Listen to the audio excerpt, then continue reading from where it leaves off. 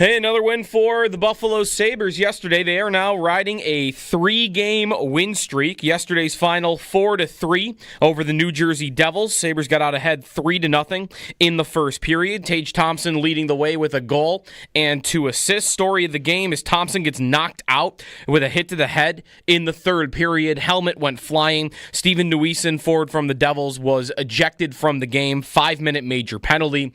No Sabre responding immediately after. That was the subject of a lot of the postgame locker room audio from Jason Zucker, Lindy Ruff, Matthias Samuelsson, and more. All that's available on our website, WGR550.com. Lindy Ruff says Thompson's expected to be fine, could practice even today.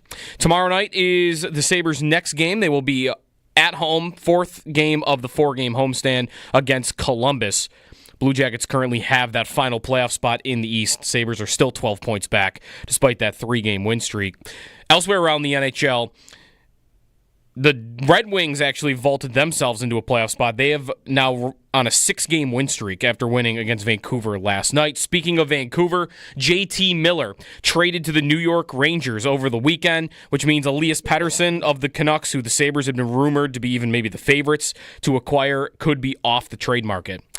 To football. Super Bowl week, good media day, and lots of comments from players throughout the week. Chip Kelly named offensive coordinator of the Las Vegas Raiders over the weekend. And Darren Rizzi, who was the interim coach for the New Orleans Saints, goes to Denver, which further indicates that the Saints are probably going to hire Kellen Moore as their head coach. And in the NBA, shockwaves on Saturday night. The Mavericks send their superstar Luka Doncic to the Lakers for Anthony Davis and a first-round pick. That's your Paddock Chevrolet Sports Update. Kickoff 2025 with a new Chevy from Paddock.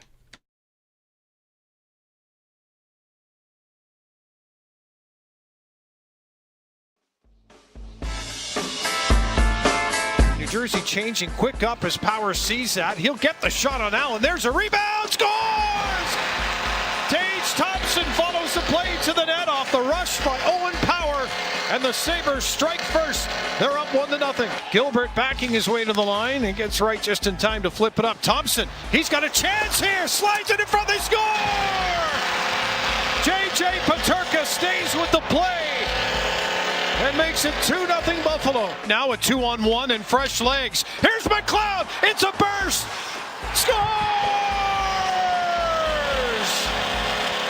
I didn't watch the replay of it till after the game. Definitely a hit that you don't like. The penalty was well deserved. I know I had a couple guys that wanted to go after him right away, and where we were at in the game, there was going to be a time we were going to even the score. Yeah, that's definitely on us. I was on the ice. I take some responsibility for that. I didn't really know what happened or who did it. It's bull too, and the guy gets kicked out, so you can't respond afterwards. So myself included, there needs to definitely do something about it. You're listening to Jeremy and Joe on the home of the Sabres, WGR Sports Radio 550.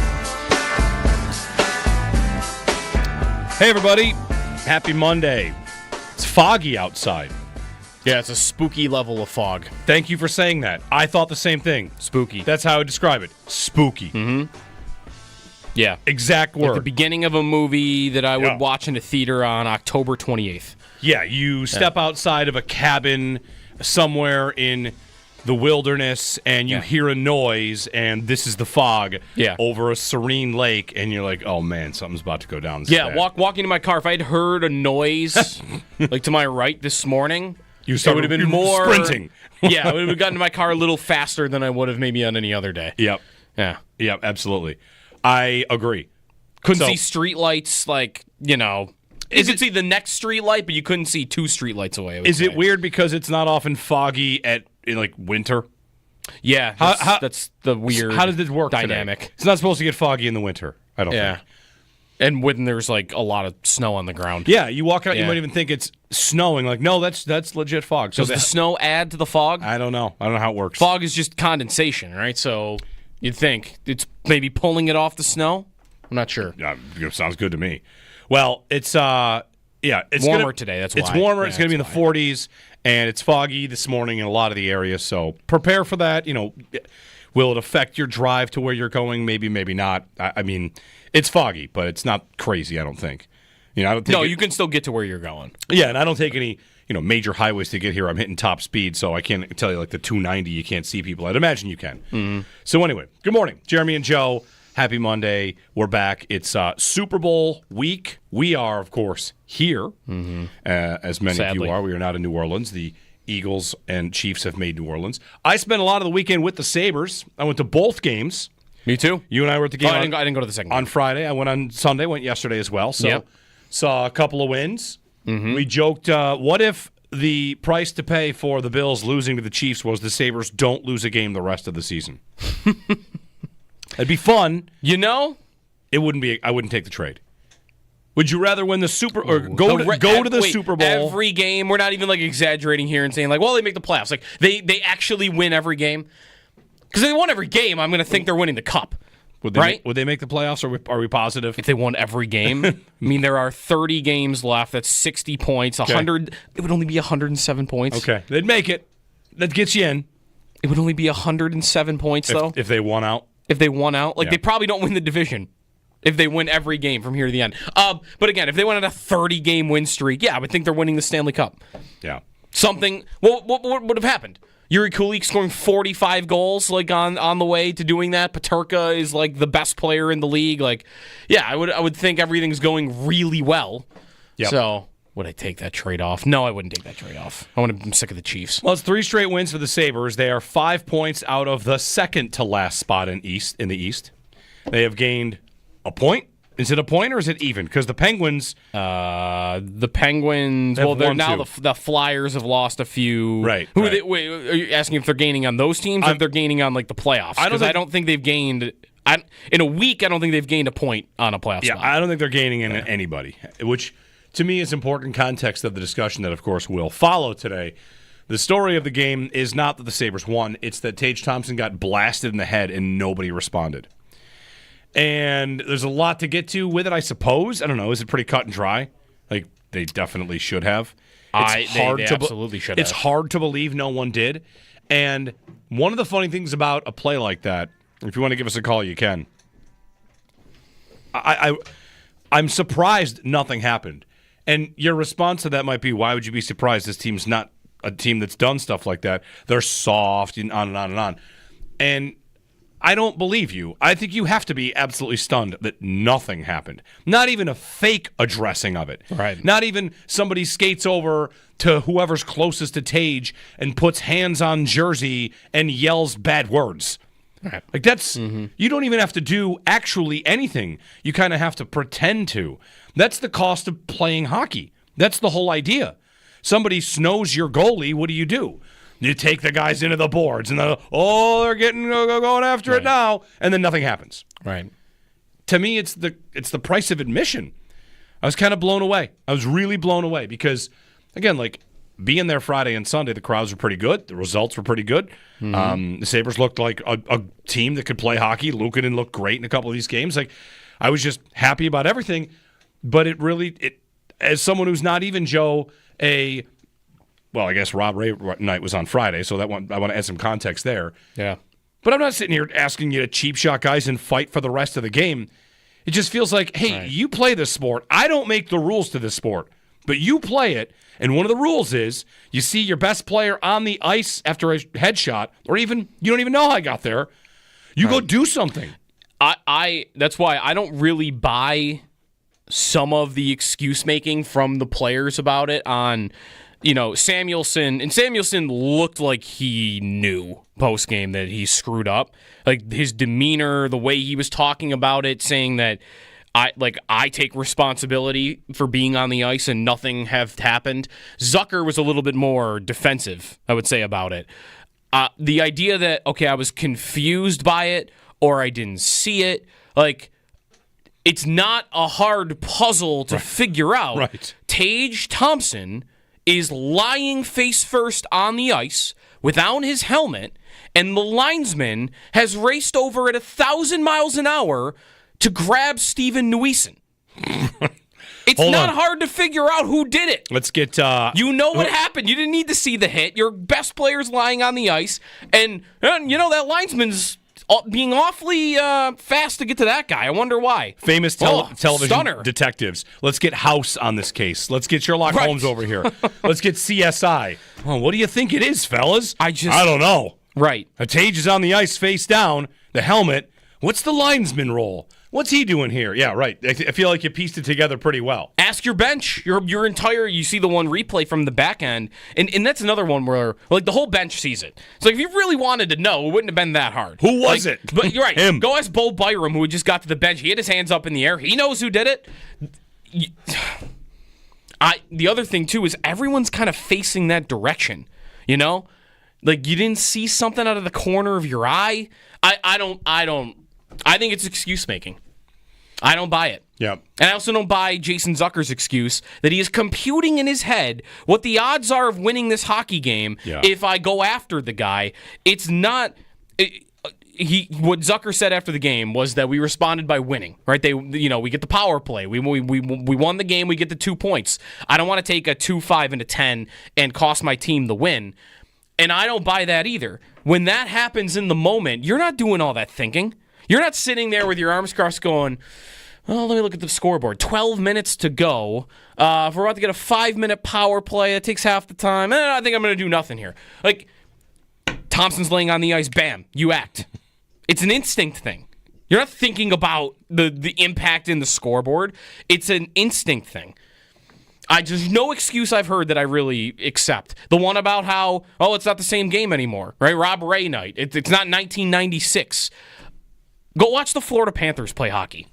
They exist in today's league. You don't think they would have done something in that moment? And I'm picking out maybe the team in the league that would do something. I'm pretty sure most teams in the league would have acted immediately. I posted a clip yesterday. This same exact team, the New Jersey Devils, had their captain 2 weeks ago get blasted in the head. Not even a thought. A dude who had no fighting majors for his career went right after Matthew Tkachuk, who's a lot tougher than Steven Neuwiesen is. I think it was pretty bad. Yep. I was going to say, I don't want to stop you. I feel like you're nailing all the points here. At the risk of being the nostalgic loser, all those points that Zucker made are evaporated if I take the last time I saw a guy get headshot in the same part of the ice and the same end of the ice at a game in 2007 when Drury got hit there by Chris Neal. And what happened? Drew Stafford... First guy in is Drew Stafford. Yeah. Not a fighter. Rookie. Did the game matter? Did the game matter? Yeah. All the games mattered. It was a race. Ottawa and Buffalo were two really good teams fighting for. And you trying to tell me that? I mean, listen, I've been told for 10 years that games that this team is playing in that actually don't matter in the standings matter a lot to the players. Oh, it's very important that they win these games. They care so much about these games. Right, I know. I don't disagree. I know they want to win that game. It's 4-2 in the third period at home. It's 4-2. It's not a 4-4 game. You're not down a goal where you need one to pull it out. You have a 2-goal lead at home. Like you said, like the idea of doing all of the math on that, please. It's to me, what is more embedded in any sport than the response in that moment is in hockey? I can't think of another thing in sports that is more, it's the code in baseball. It's bigger than that. You know, I think it's bigger than that. If you bunt to break up a no-hitter, you're a loser. But still, like, you're not supposed to do that. It's more like your guy gets beamed by a pitch. Right, the pitcher comes to you and says, expect to happen? Who do you want me to throw at? Right. I'll throw at expect somebody. that to happen in baseball. And then the pitcher gets warned or thrown out. And, like, fine, I did that for you. I did that for our guys. Yeah.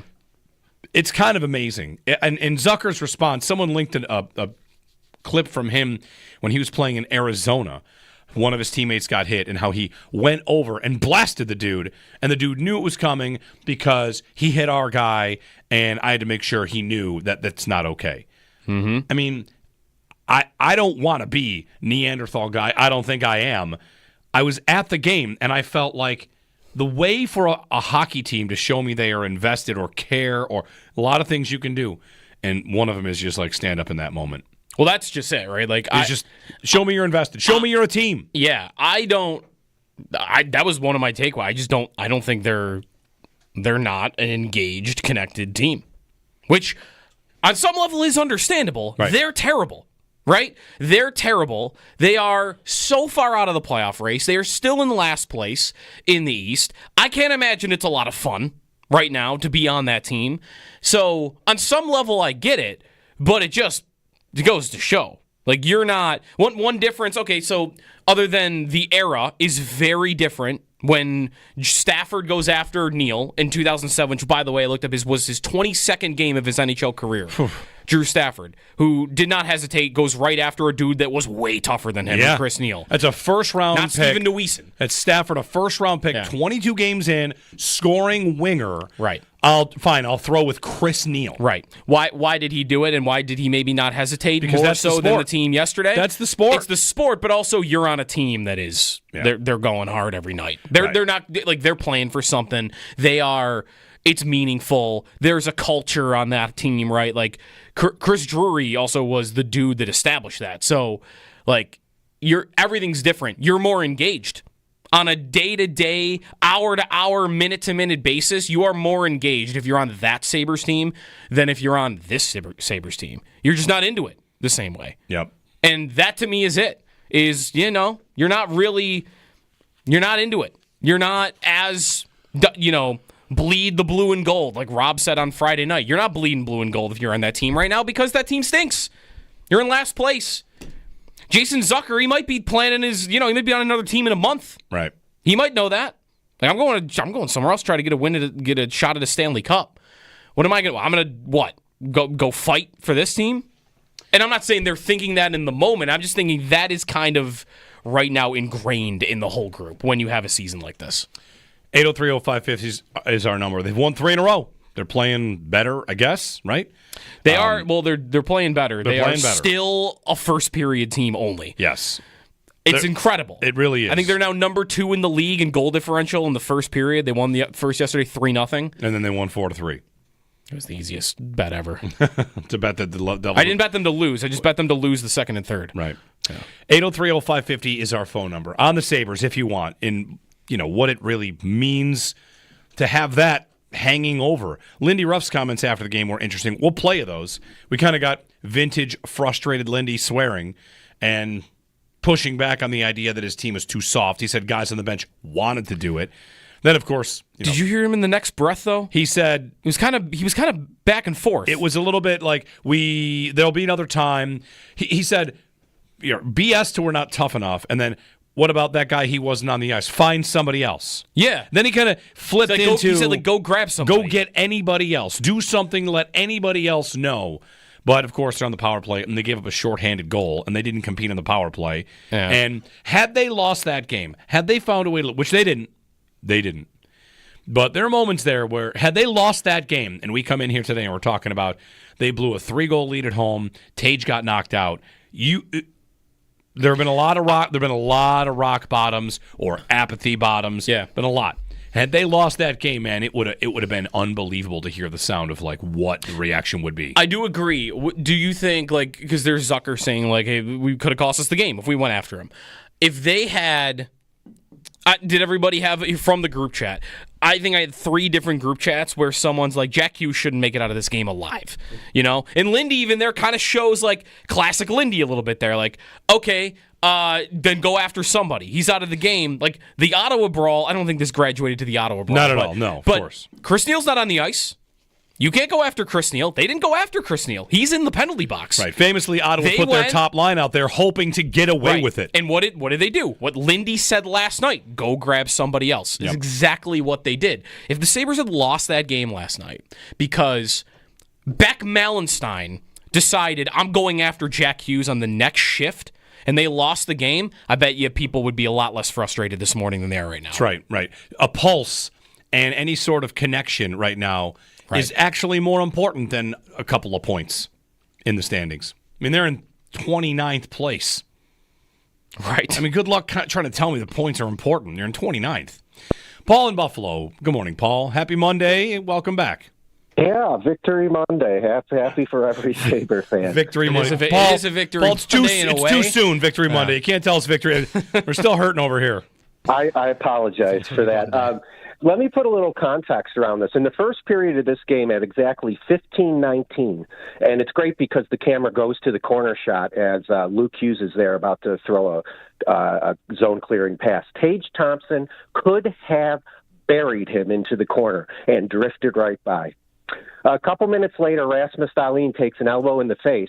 He gets up and he takes Noesen and throws him about 7 feet. He takes a penalty for it, fine, we kill it. And then we see Tage. Wait. Again in the first period, Jack Quinn gets leveled. It was a clean hit, but, yeah. he got leveled. No one does anything. So then we get to Tage Thompson getting blasted. And Mattias Samuelsson, who, in my opinion, is analytically, is counting stats, any way you want to look at it, is among the worst defensemen in the NHL, and certainly defenseman number 8 out of 8 on the Buffalo Sabres. He does nothing.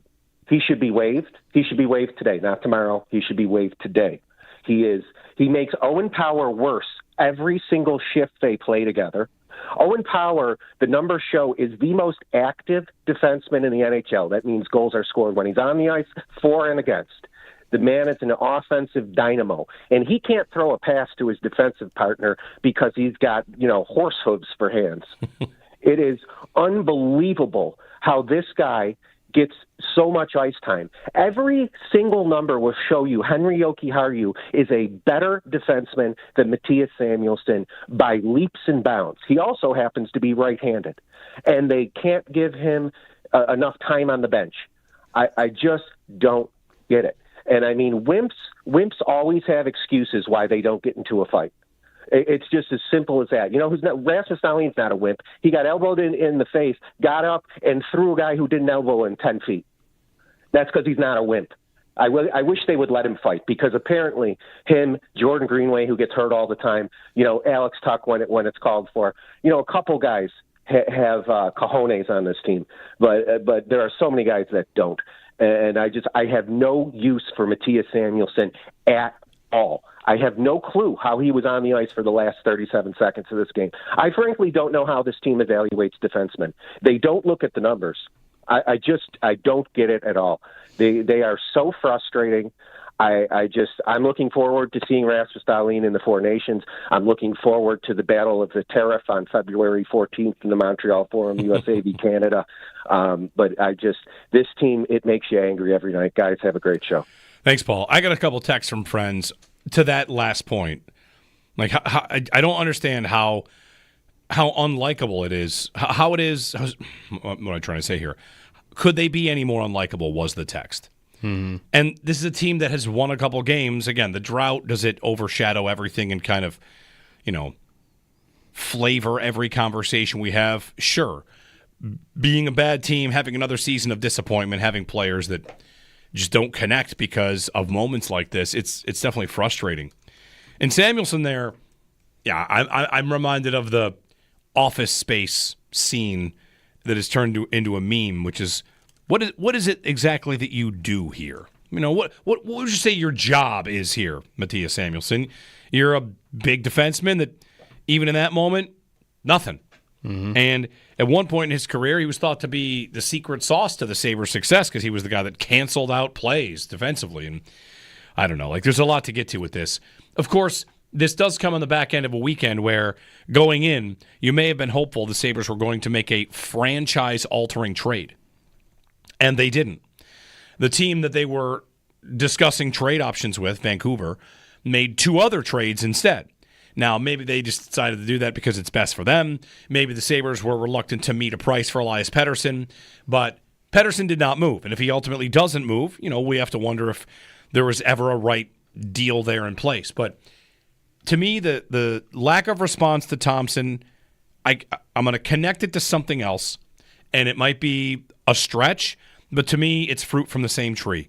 It's not that different than losing 13 games in a row and doing nothing. The organization, they win their games occasionally.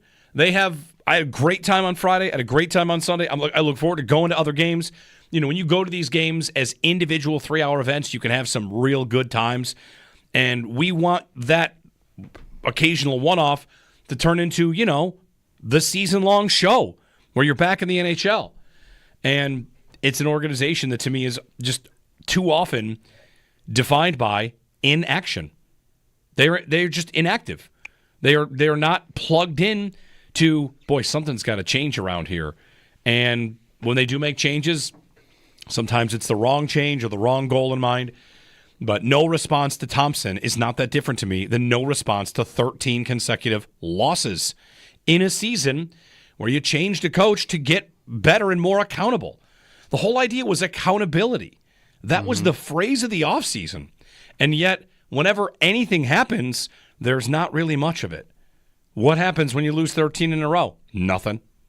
Keep going. What happens when your best player gets smashed in the face on the ice? Nothing. Just keep going. He's okay. And, we got to be better next time. Okay. See you later. Just, it's inaction. And that's tough. Hey, at least they didn't. The whole thing acts like they just want the season to end. Yeah. Right? They just want to. I just want to get through the season and get it over with. At least they didn't make a Luka Doncic trade and just like trade Darlene. Trade Darlene. What's the right answer here? Darlene for Drew Doughty? Yeah. Is that right? Darlene for. I mean, the Luka Doncic trade. It would be like Darlene for Drew Doughty if the Sabres were in the finals last year. Right. Sorry, yeah. Because they didn't like what Darlene ate. Or whatever. We'll get to that. We should. It's insane. It's a nuts trade. It's one of the biggest trades ever. I saw Zach Lowe of the Low Post podcast. Yeah. Refer to it as the biggest trade in NBA history. Like, it's wild. The caliber of player. Luka Doncic is 25? I didn't know that. 25. I didn't know he's 25. He's 25. Incredible. You don't even have to follow the NBA. We can have fun with that one. Jeremy and Joe, 803-0550 on the Sabres. On all that good stuff. It's watching teams walk off of airplanes season. So hope you enjoy that. And watching everybody do the French thing where did you see the flag the pilot was holding? Yeah. Go Birds, but go is spelled Geaux. Everybody's French for a week. Yeah. Down there in New Orleans. Jeremy and Joe on WGR.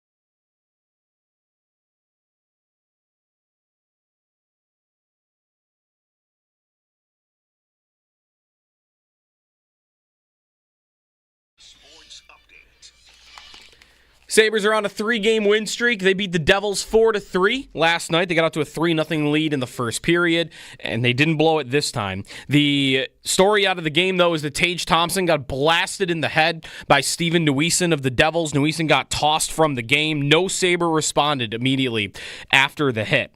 And they got a 5-minute power play, which, by the way, the Devils ended up scoring on, but they did hang on, win the game. Next up, tomorrow night against Columbus, which is the team in the final playoff spot in the East, but that is 12 points ahead of where the Sabres currently sit, despite the win streak.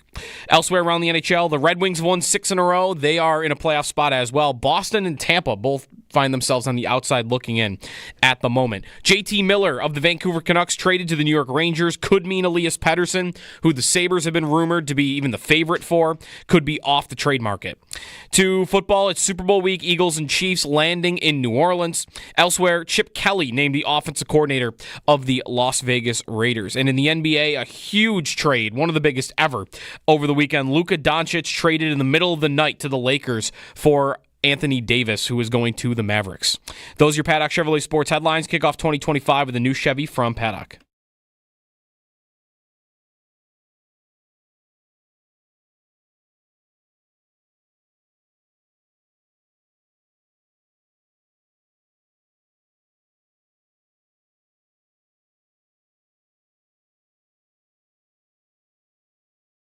Now the Sabres come back.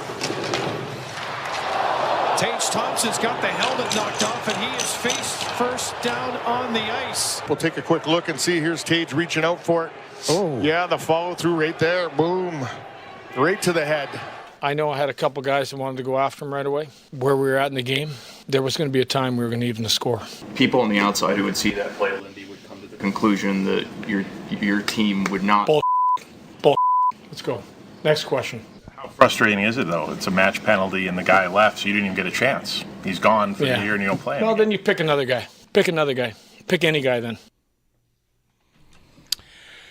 Sabres head coach Lenny Ruff. Moments of the game brought to you by Firth Jewelers. For all the moments in your life, go forth to Firth. Good morning, Jeremy and Joe.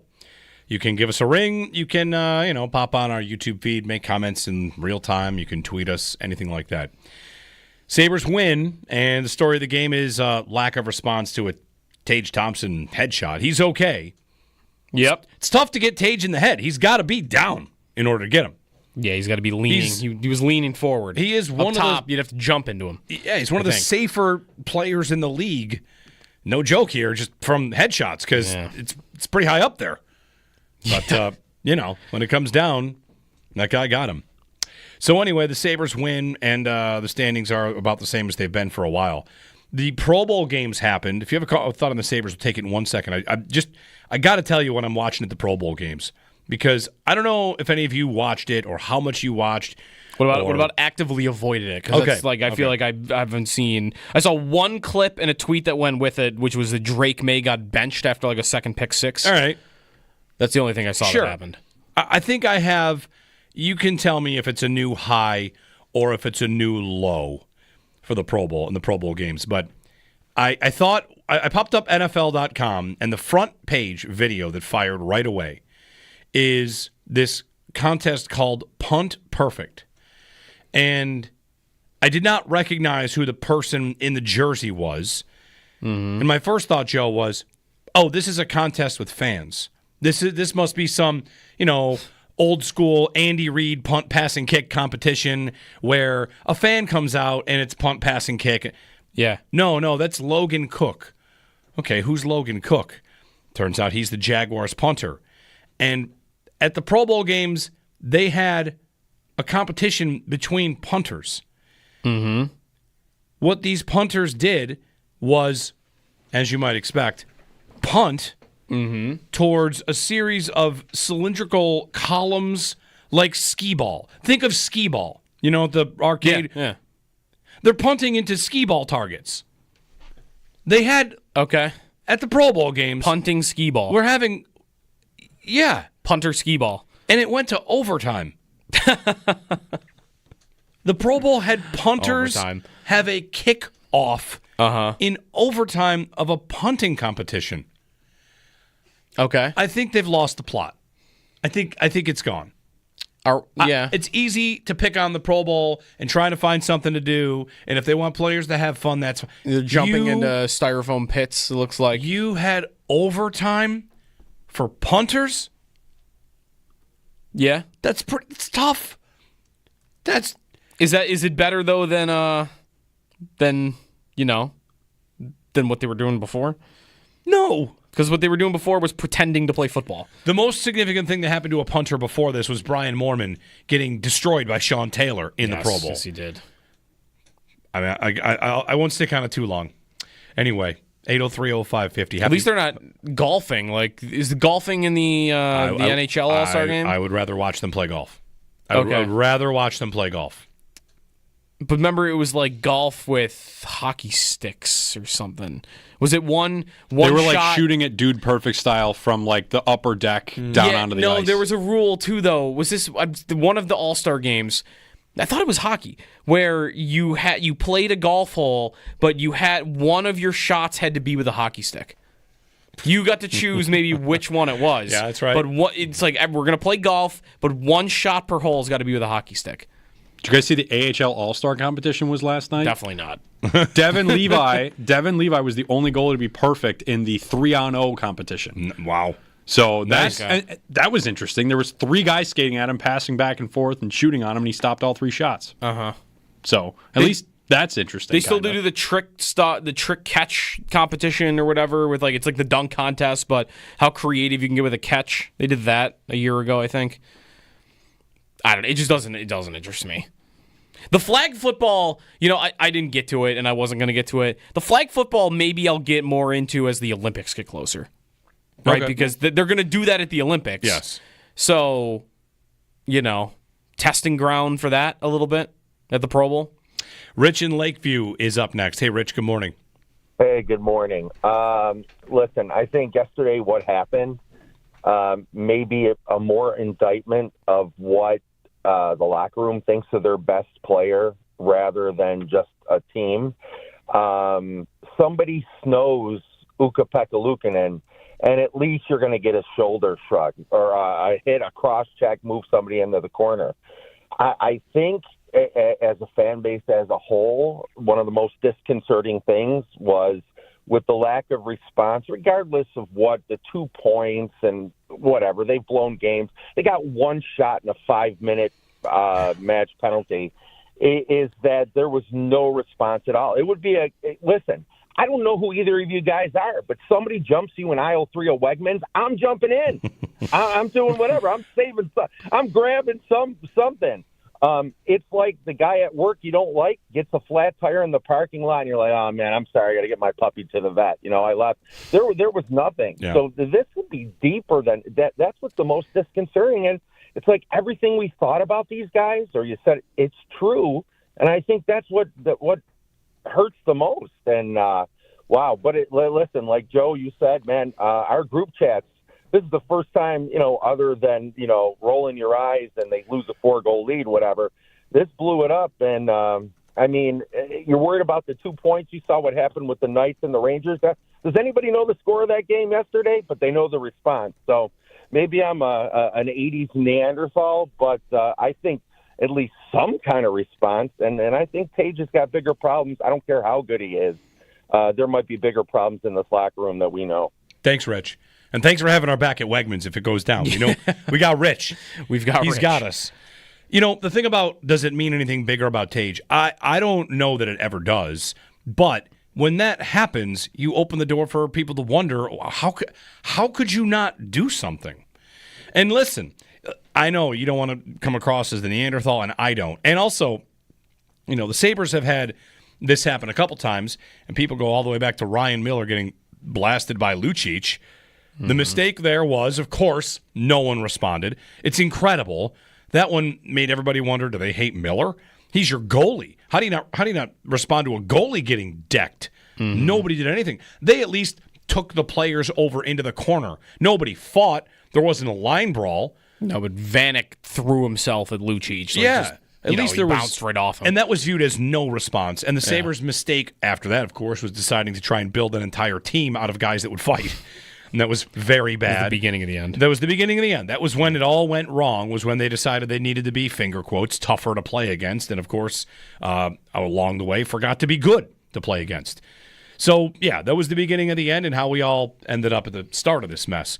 But I like your point about the group chat. Like, everybody's texting their friends. Bulldog's on this. Bulldog tweeted that the linesmen were the most active people on the ice after the hit. They were? Yeah. Like, look at these guys. They are ready. These linesmen are like, okay, guys, strap in. We're about to this is about to get crazy. Yeah. And he turned around like, wait, what? No, nothing? Oh, okay. It could also just come down to who was on the ice. Like, I wouldn't want to make it about Tage. I found a video at the end of last year against the Capitals. TJ Oshie takes a run at Tage at the end of the game. You know what happens? Rasmus Dahlin comes over, and if you watch the replay, Dahlin's not facing it directly. It's kind of out of the corner of his eye. What does he do? He goes right over and he drops TJ Oshie, and a line brawl starts. Yeah. You know, by today's standards, a line brawl, so like not really one. And Dahlin, by the way, says post-game, like, yeah, that can't happen again. So your captain, I don't think your captain would have responded that way. I think if Dahlin's on the ice, he does something. So maybe it's more about the guys out there. Maybe it's more about Samuelsson. Yep. Honestly. And you know, one thing about the whole idea of you do this, and if you respond, it sends a message that teams can't do that to you, blah, blah, blah. Maybe that's not easy to directly tie one to the next one, Joe. But you know what will happen today around the NHL is these teams will practice, they'll have their morning skates, and then they'll go into the locker rooms and they'll watch the CBC or whatever, what SportsCenter, TSN, they'll watch TSN. Sorry, I'm trying to figure out like what they're going to watch to see nonstop hockey highlights, NHL Network. And every team in the league will watch what happened to Tage and the Sabres and be like, wow, nobody. How about nobody stepped up? And that doesn't mean they're going to directly take free runs at every player, but the entire league will see and think, that's pretty messed up, that nobody did anything. And even if you are the most cynical Sabres fan that thinks the team is, finger quotes, soft for the last 10 years, I don't believe you if you say you're not surprised. I think you are surprised, but you're maybe surprised that you're surprised because maybe you shouldn't be. 803-0550, our phone number. Thanks, Rich. It's Monday, February 3rd. Sabres, of course, 3-game win streak. That's nice. They play home against Columbus coming up next. And, we got to start talking about things that they can identify to be good next year, unfortunately, because this year is, it's just, it's been rough. Mm-hmm. Yuri Kulik looks really good. Yeah, he really does. Really good. Yuri Kulik looks really good. So let's add that in there. We got a top line. And you know who else looks really good when he plays not back-to-back? Luukkonen. Yeah. Luukkonen looks really good. I'm consistently watching him play, and he'll save you. He'll bail you out multiple times a game. I think he looks good to me again.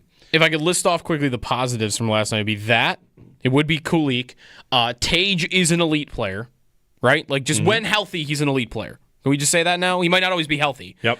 I go to a game expecting him to score a goal. Yeah. And then Ryan McLeod. Hello. Yep. Tied his career high in goals in game number 49. All right.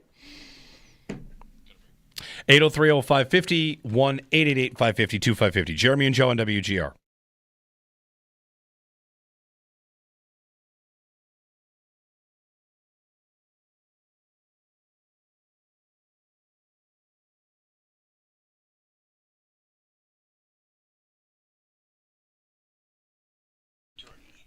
Stinky Joe DiBiase here for the Roswell Park Donor Center. We are into the new year, and of course, time for fresh starts, making a difference. And this year, be sure to consider giving one of the most precious things in life, which is the gift of life. Roswell Park Comprehensive Cancer Centers, they need your help. Cancer patients always are needing blood or platelet transfusions, especially platelet transfusions during treatment. And when you donate at the Roswell Park Donor Center, you are directly impacting the lives of those battling this disease. When you give blood or platelets, stays right there at Roswell Park, so you know who you're helping. The process is simple, straightforward. You walk in, there's a door on the right. They keep you comfortable. There's comfy chairs, snacks, drinks, whatever you need. You play around on your phone while you're doing it. So check out what it entails. To learn more about donating and to schedule your appointment, search Roswell Park Donor Center, or you could visit roswellpark.org. Together, let's make this year one of hope and healing for those in need by donating blood or platelets at the Roswell Park Donor Center.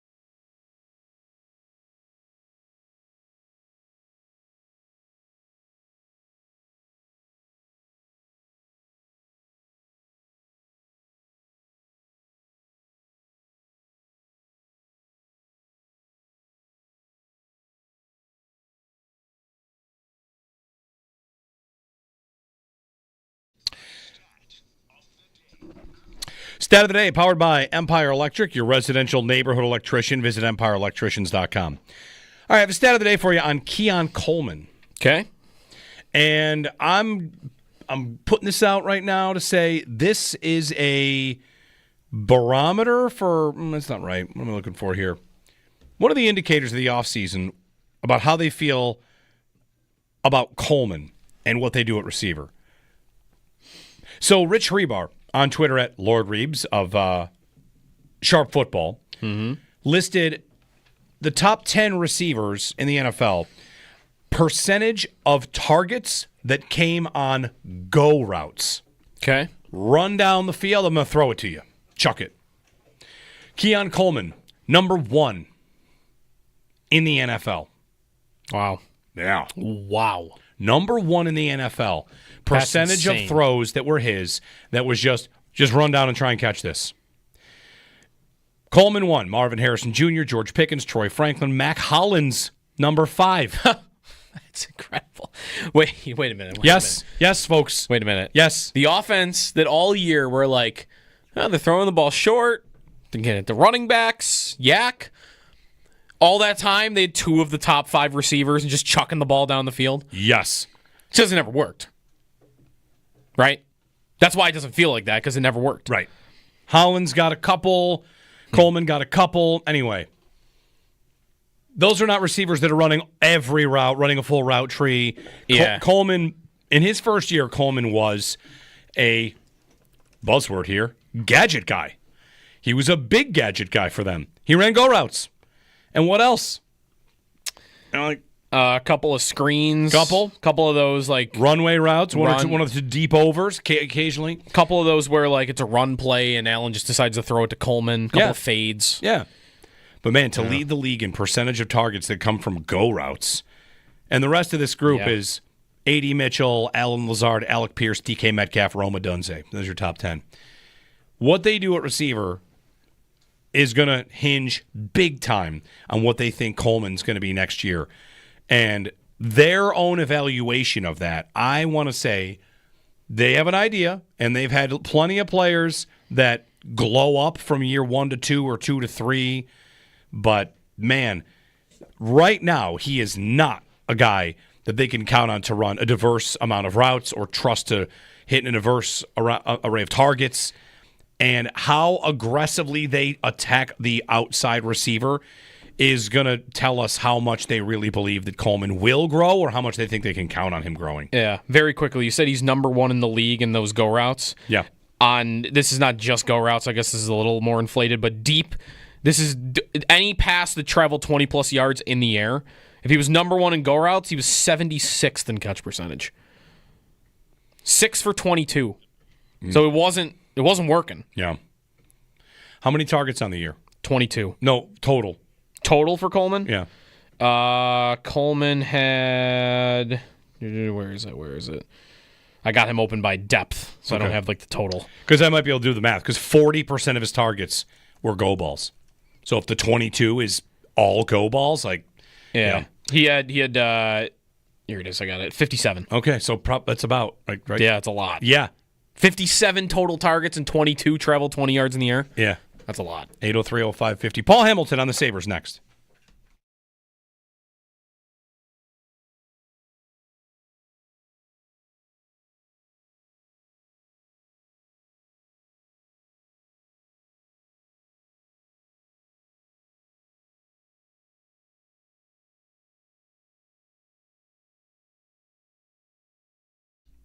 Jeremy White here for Riverfront Auto Sales, 1379 Niagara Street in Buffalo. If you're thinking about that next pre-owned vehicle, Riverfront can help you the way they've helped me and lots of people over the years. Riverfront Auto Sales.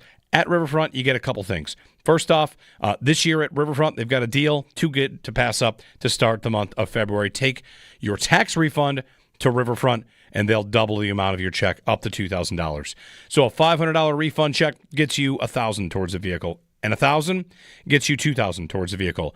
Get that new set of wheels and do it in an affordable fashion by doubling your tax return dollar. Take it to Riverfront Auto Sales, 886-1626, online at riverfrontautosales.com. Remember, Riverfront's a family dealership. They want to help your family make that tax refund go even further. Some of the economic indicators indicate car prices might be going up on new cars, so a great time to strike and get something pre-owned from Riverfront, save money that way, and get double your tax refund at Riverfront Auto Sales. 886-1626. That's 886-1626. For more details, visit riverfrontautosales.com or call 886-1626. Stop by, test drive a beautiful late model vehicle at Riverfront. Must mention offer, and it cannot be combined with another discount. All happening at Riverfront Auto Sales.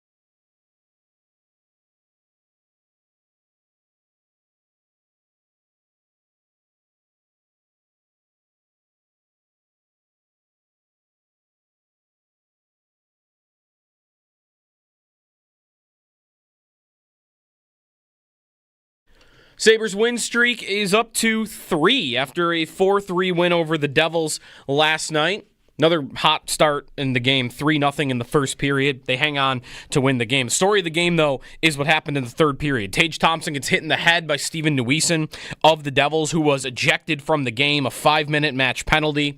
Sabres went to a 5-minute power play, but nobody did anything about it right after the fact on the ice. A lot of heated comments from Lindy Ruff and Jason Zucker, amongst others, after the game. All that's available on our website, WGR550.com, and the Odyssey app. We'll talk more about it with Paul coming up next. Thompson, by the way, according to Lindy, is expected to be fine. Could even practice today.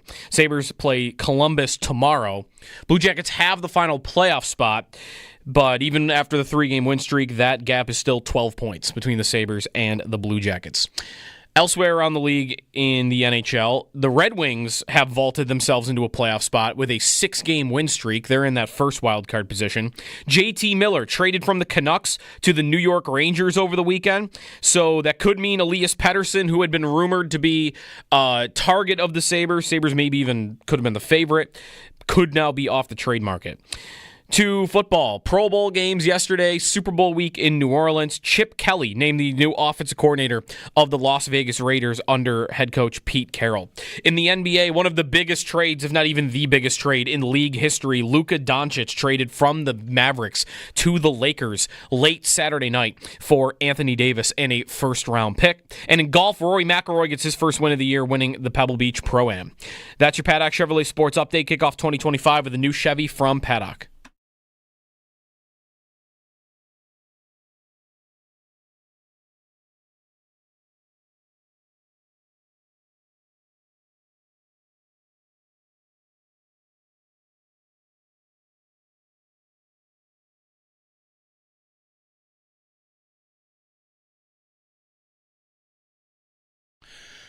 To the Western Hotline, Paul Hamilton joins us. Sabres have a little win streak here. 3 straight and a chance to finish out the homestand tomorrow with a win as well.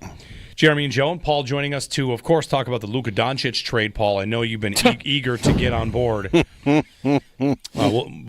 spend some time on that maybe a little bit more later today. Good morning, Paul. How are you? Good. Have had a couple of fun. I mean, the Sabres have had a nice little homestand here. You know, the games have been fun. They've been scoring goals. They've been picking up wins. So, you know, the fans are going home happy.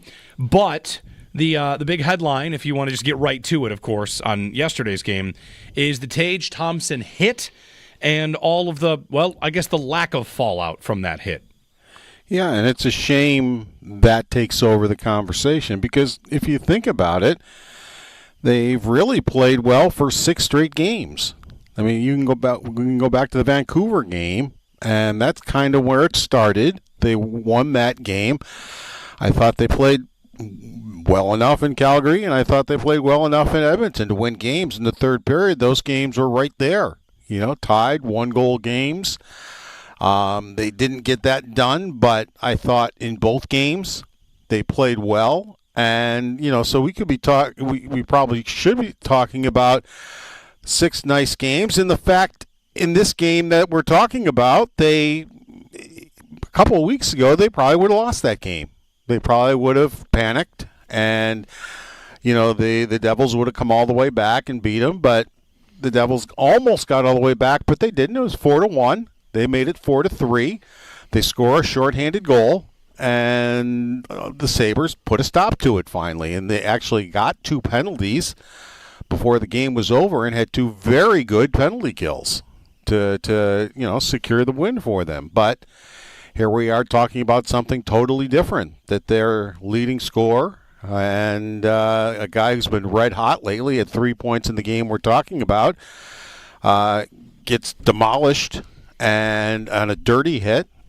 And we're not talking about a guy that's big or strong or anything like that. We're talking about a guy who's like 6 foot and weighs barely 200 pounds.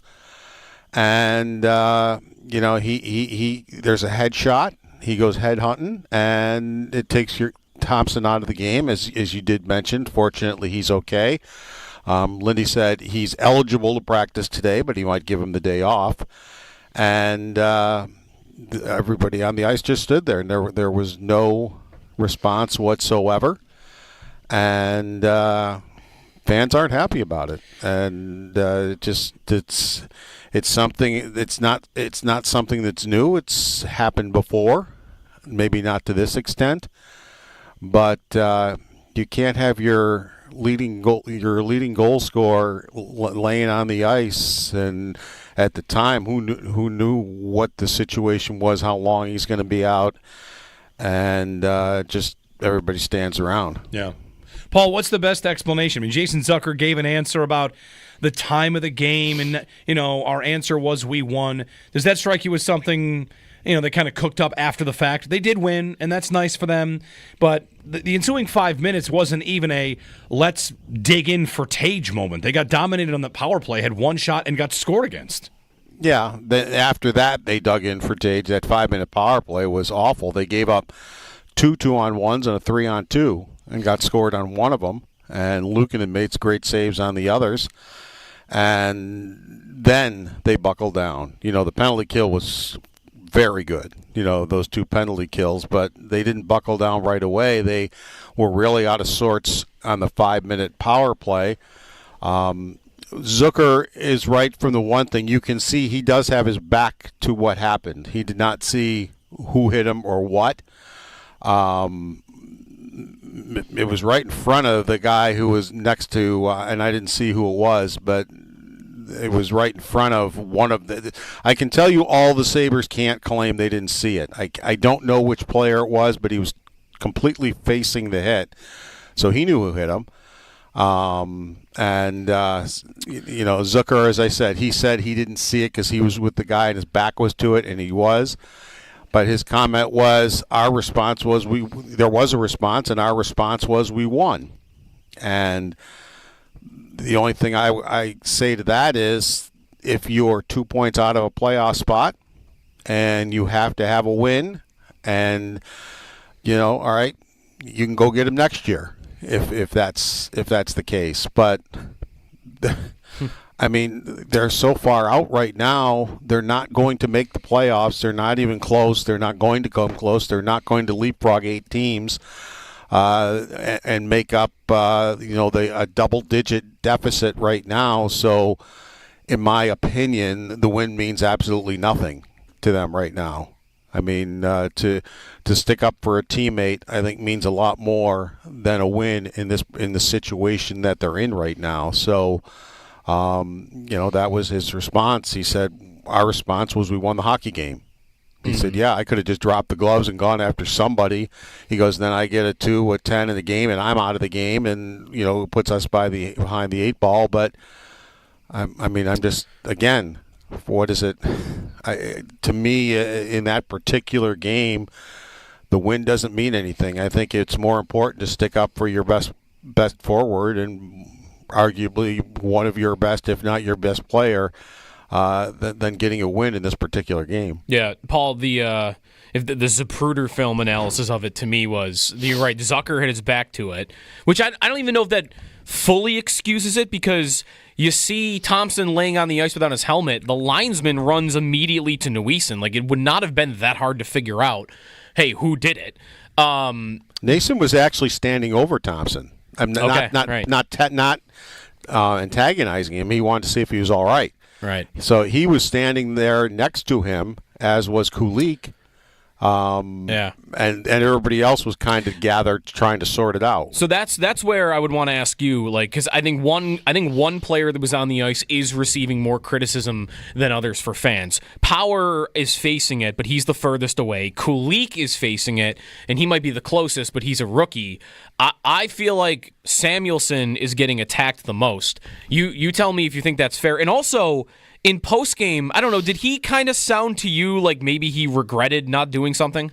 Absolutely did. He took responsibility. He said, he goes, that's definitely on him. And he said, I was on the ice and I take some responsibility. And he said he didn't really know what happened, but he said you have to respond. And he said, myself included, definitely needs to do something about it. And he regretted that he didn't.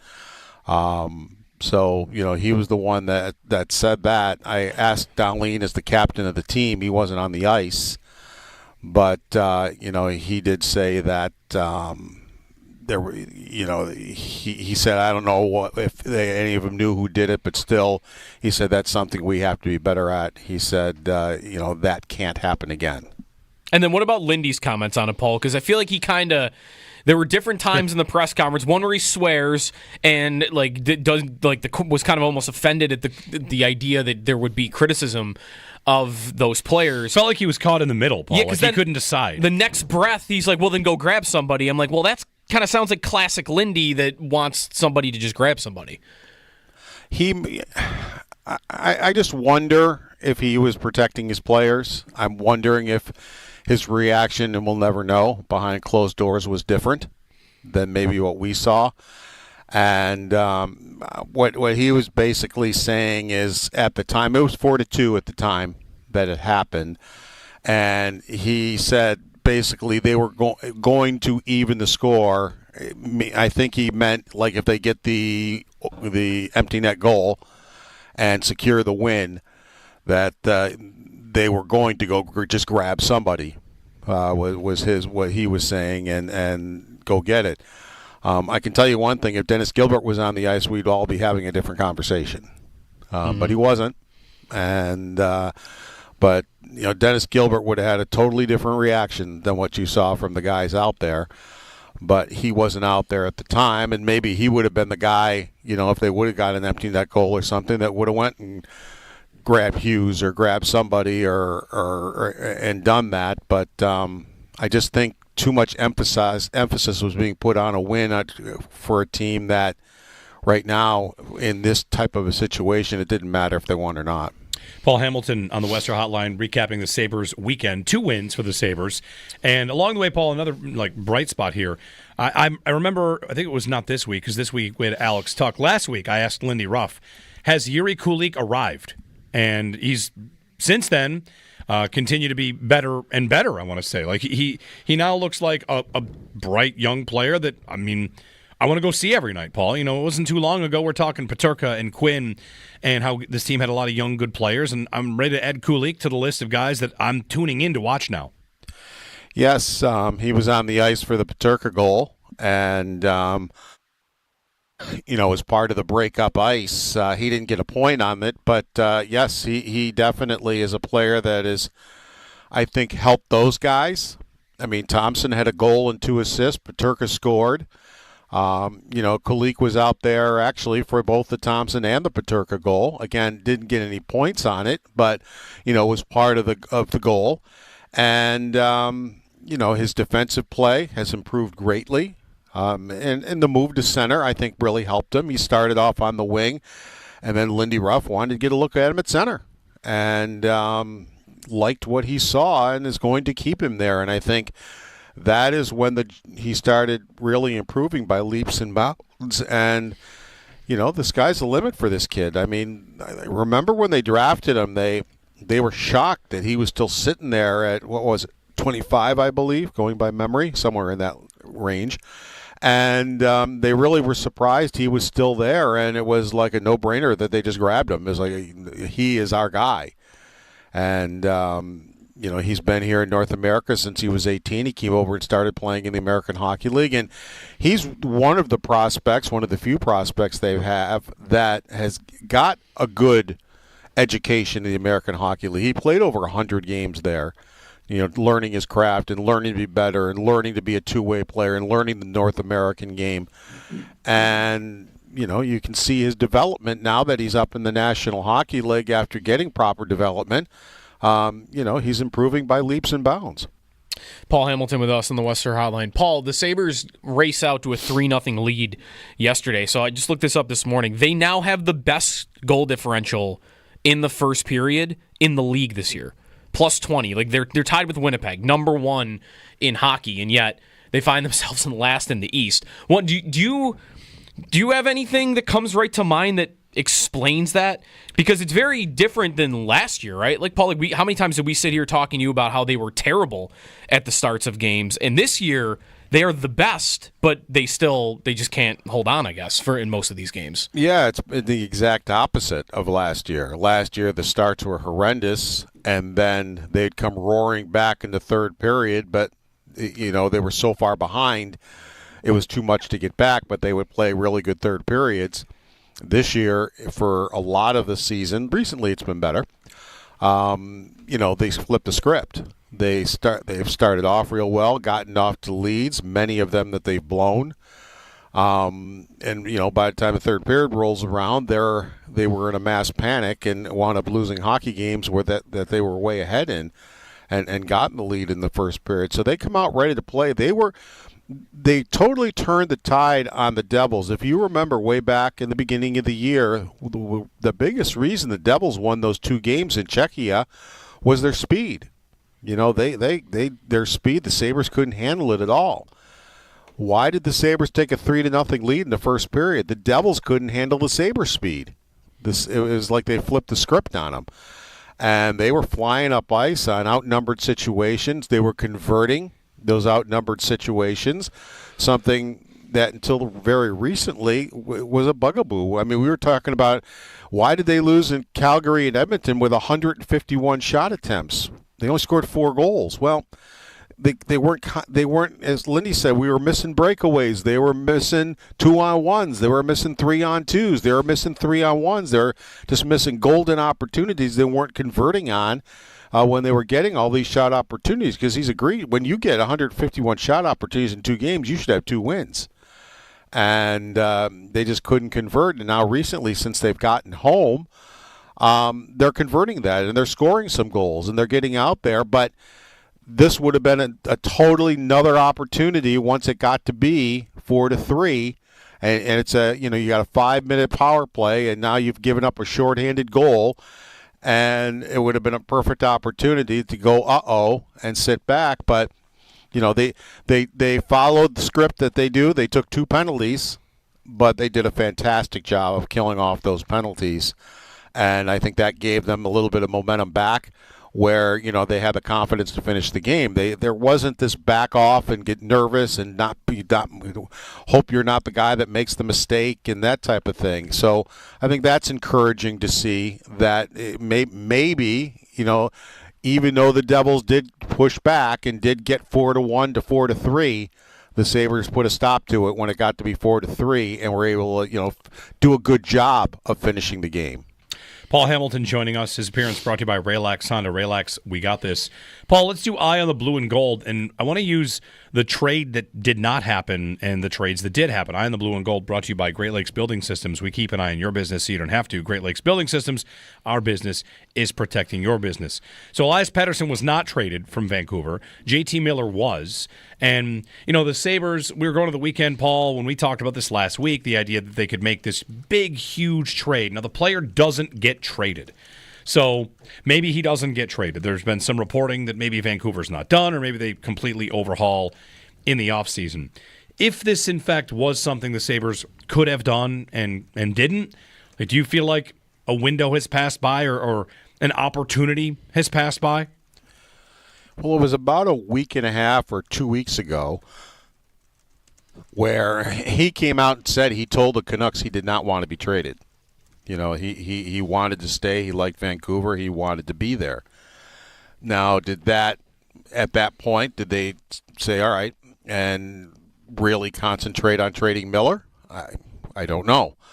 But there was no question that he made it public, and he told them that he did not want to be traded. So whether they listened to him, I don't know. Whether they just didn't like the deals around the NHL that were off, what the offers they were getting for him, I don't know.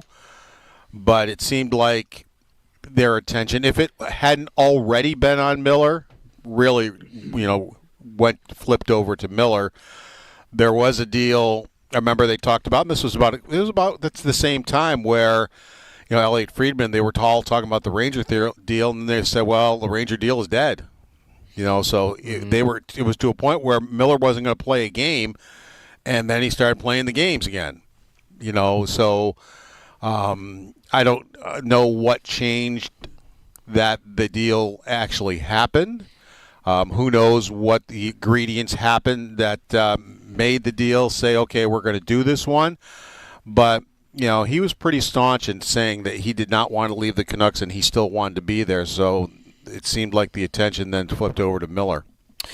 the second time, Paul, this season, these Pettersson rumors where the talk has been about Cousins being involved.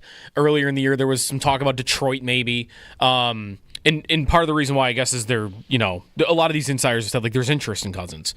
Would you expect that maybe any time now that some trade idea comes up that involves the Sabres that Cousins' name might be involved? Because that's twice this year. And I guess it makes sense on some level. I mean, he's not been good this year. You might not think his value is super high. He's not been good scoring.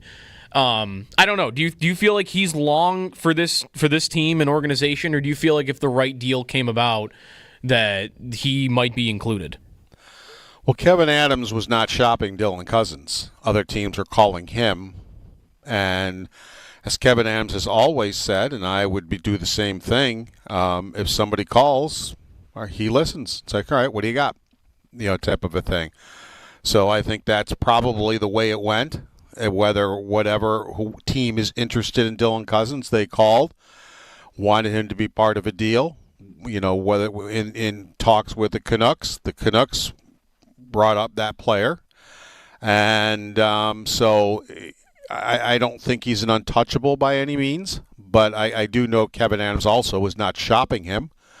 But if the right deal came along, he's certainly not an untouchable, and he certainly would be a guy that, okay, this is going to help the hockey team, and because you've got other centermen in waiting. Maybe you'll get a centerman in the trade. Who knows? In the Pettersson case, you would have. But you've got Thompson can always go back to center. You've got Kulik, who's doing a great job playing center, and I think if you're going to have Kulik in your lineup, you got to have him in your top six. And you got Helenius, who they really like, and they said he's a centerman, and he when he gets to the NHL, that's where he would play. They got Ostlund, who's a centerman too. So there are other guys who are high picks and highly thought of in the organization who can play center if the deal makes sense. That you really, hey, they've made an offer we can't refuse. It's going to be Dylan Cousins. I think you're covered if you make the trade. Feels like the other name to mention for this before we go is Byram, because of what he might want, right? RFA status. Contract-wise. Yeah, if he's in the Reinhart spot where he knows he's going to get paid big, and he's doing well here, Paul, but if he doesn't want to stay, then Kevin Adams is going to have to, is once again going to be pressed into, all right, well, how can I make lemonade out of this lemon where a guy just doesn't want to stay long term and is going to try and get his way to free agency and make his own decisions. Yeah, and he was on the pregame show with me on Rob Ray night, and I asked him about it at the end, and he was non-committal. He just said, right now I'm just trying to finish out the season. He goes, that's going to be business that we'll be talking about. He goes, I'll need to talk to.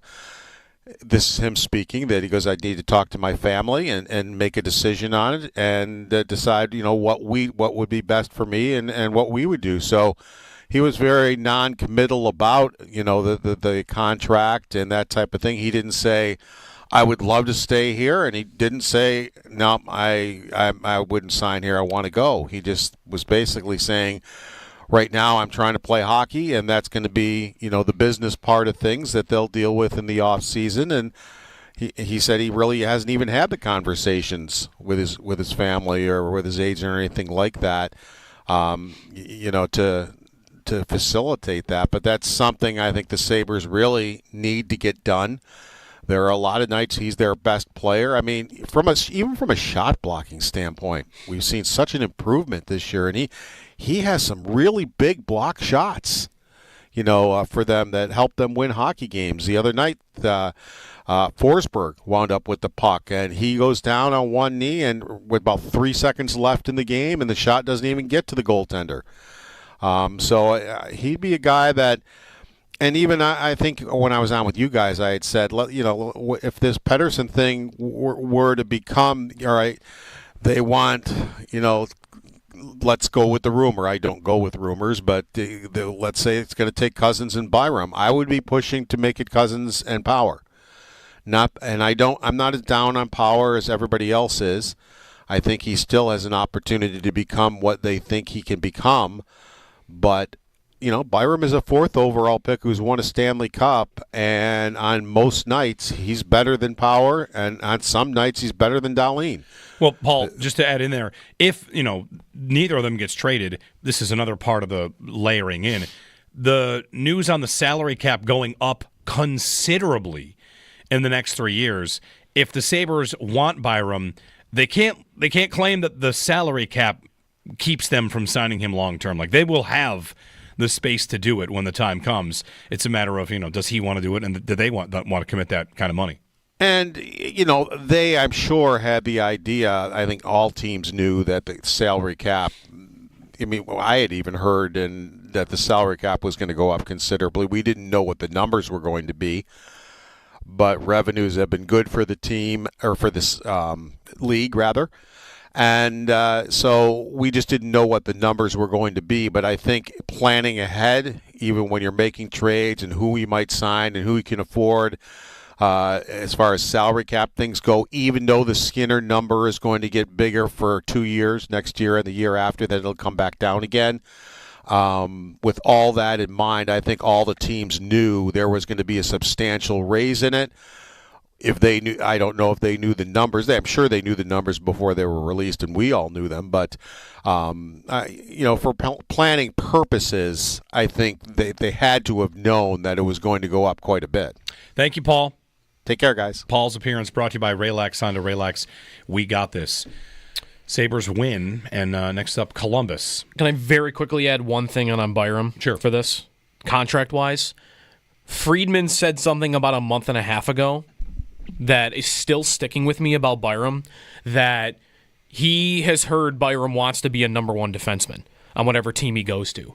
There's money involved in that. Byram right now is 7th in the NHL among defensemen in 5-on-5 points. He's 23 years old. 23 years old, and he's 7th in the league in 5-on-5 points. Why is he not near the top of the league in points in general? Because of Dahlin? He doesn't play power play. Right. Because Dahlin plays power play. And that, he might think, I think it would be natural. If I were Bo Byram, I'd be thinking, I'm only going to have 50 points maybe on the year, 45 points on the year. If I were on a team where I'm playing number one power play with this season I'm having, I might have an 80-point season. And then instead of talking about $8 million, I might be getting 10. He might be thinking playing here is actually shrinking the amount he's going to get just because the sheer totals aren't there because Dahlin gets all the power play points. Yeah. 803-0550. So you're telling me that Byram is your pick for the next Sabre to raise a cup somewhere else? Ooh. Just saying a team's going to come after him. He'd be my pick right now, I think. Break time. 803-0550. We'll get the latest on the Pettersson rumors. Chad DeDominicis is going to join us in about an hour and 8:30. Jeremy and Joe on WGR.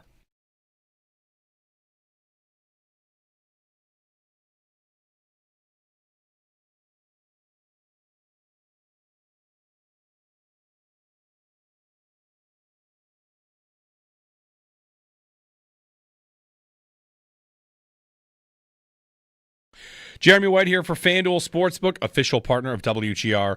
Super Bowl 59 features one game, two teams, a team we maybe don't like so much. But anyway, endless possibilities. No better way to make every play more and exciting with FanDuel Sportsbook. Whether you're predicting the first touchdown, who takes home MVP, or the coin toss, FanDuel makes it easy to place your bets and feel the thrill of every moment. With live betting all game long, you can jump into the action, adjust your bets, or ride the wave of excitement from kickoff to final whistle with live betting or same-game parlays.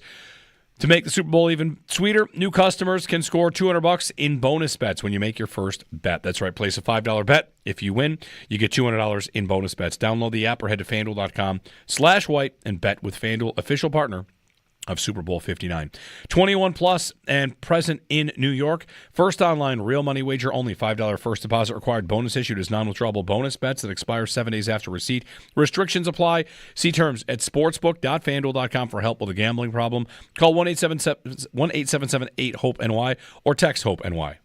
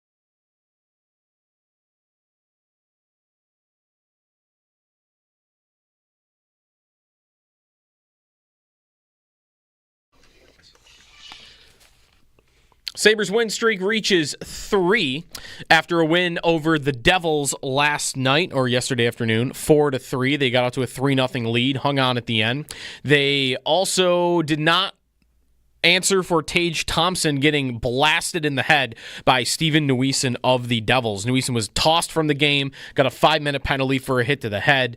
Could also see a suspension, but no Sabre reacted in the moment. A lot of talk about that in postgame. You can check out Lindy Ruff's comments, Jason Zucker, Matthias Samuelson, and plenty others on the app, Odyssey app, as well as WGR550.com. Next up is Columbus tomorrow night, 7 o'clock at KeyBank Center. Tage Thompson expected to be all right, according to Lindy Ruff, after taking that hit. To football, it is Super Bowl week. You had the Pro Bowl games yesterday in Las Vegas. Chip Kelly, former Eagles head coach and college football, of course, has been named the offensive coordinator of the Raiders. In the NBA, Luka Doncic traded to the Lakers for Anthony Davis and a first-round pick late on Saturday night, one of the biggest trades in NBA history. And in golf, Rory McIlroy gets his first win of 2025, winning the Pebble Beach Pro-Am. Those are your Paddock Chevrolet Sports headlines. Kick off 2025 with a new Chevy from Paddock.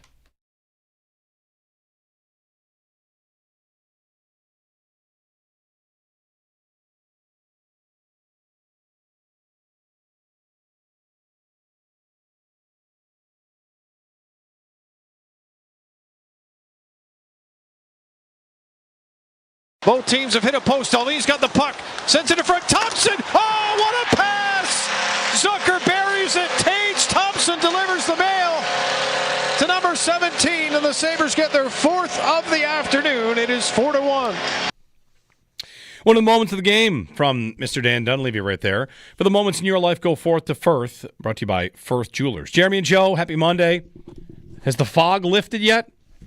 Not really. We both described that as a spooky fog this morning. Spooky fog. I would not say it really, no. Get some calls in on the Sabres if you want on the Thompson hit and all that. What am I looking at right now? Something we'll get into a little bit later. I'm looking at the history of Los Angeles Laker draft picks. Oh, man. Yeah. Yeah, what? Because they just don't have they don't have a homegrown talent since Kobe? Well, they didn't draft Kobe. Right? I mean, he's kind of home. They traded for him on draft day? Yeah, you kind of have to decide if that counts as homegrown. It probably does. Who drafted Kobe? Charlotte, yeah. Okay. The last Laker that they drafted to be great. I mean, they're always... That Austin Reeves guy's pretty good on their team. I don't even know if they drafted him. They're almost always good, right? Or relevant. And they're almost always... They're like the Cowboys. They're always relevant. Except they're a lot better than the Cowboys. They have consistent winning-ish. Yeah. They have titles. I would multiple. say in the last decade, they probably have 3 really good seasons. Okay. But one of them resulted in, championship. championship. So that's very different from the Cowboys. Anyway, the Doncic trade is nuts. I woke up in the middle of the night and checked the phone and saw people reacting. And I thought everyone was freaking out about the Royal Rumble. But it was not the Royal Rumble. No. It was the Luka Doncic trade to the Lakers for Anthony Davis. And it was... I was just about to go to bed. We were online talking about something, gaming, and just... We were really trying to decide if it was fake. I'm like, I believe it's more likely someone hacked Shams' account, the big insider for the NBA, than it is that not only did that trade happen, that the trade happened without a peep from anywhere before it. It's incredible. The Dallas GM openly admitted to not talking to any other teams and also not consulting his coach before trading one of the best players in the NBA. That's why he didn't come out. Yeah. He didn't tell his coach about it. How do you not more to say about this later? How do you trade one of the best players in the NBA and you talk to one team? That's incredible. You didn't see. I'll get back to you. Let me see if there's a better offer out there. No. This is one of those moments where you're the Lakers GM and the conversation starts. And you're just like, no, don't hang up. Hold on. Don't hang up. Nobody move. I mean, let's just talk about this. Yeah. You think about the Oilers. The trade is 1-for-1. Taylor Hall for Adam Larson. No, I was going to say is the Oilers traded Gretzky and they talked to a bunch of teams before. Right.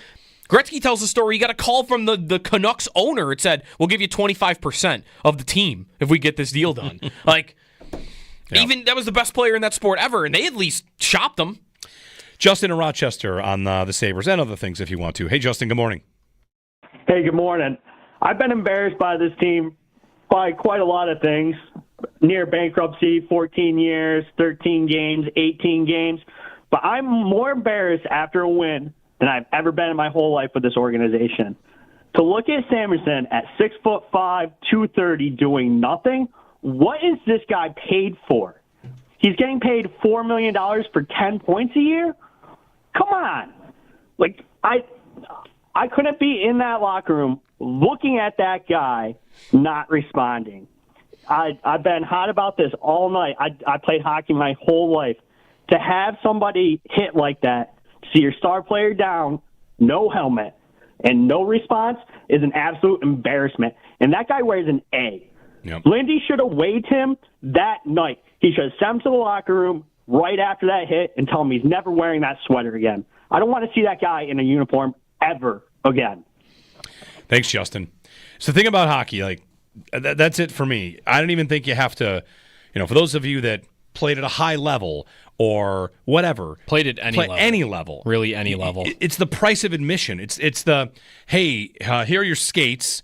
Here's how you tape your socks. And when somebody hits one of your dudes, like, you just go over there and at least, like, say what's up. Right? Yeah. That's it. 100%. If you played on any level, it hits.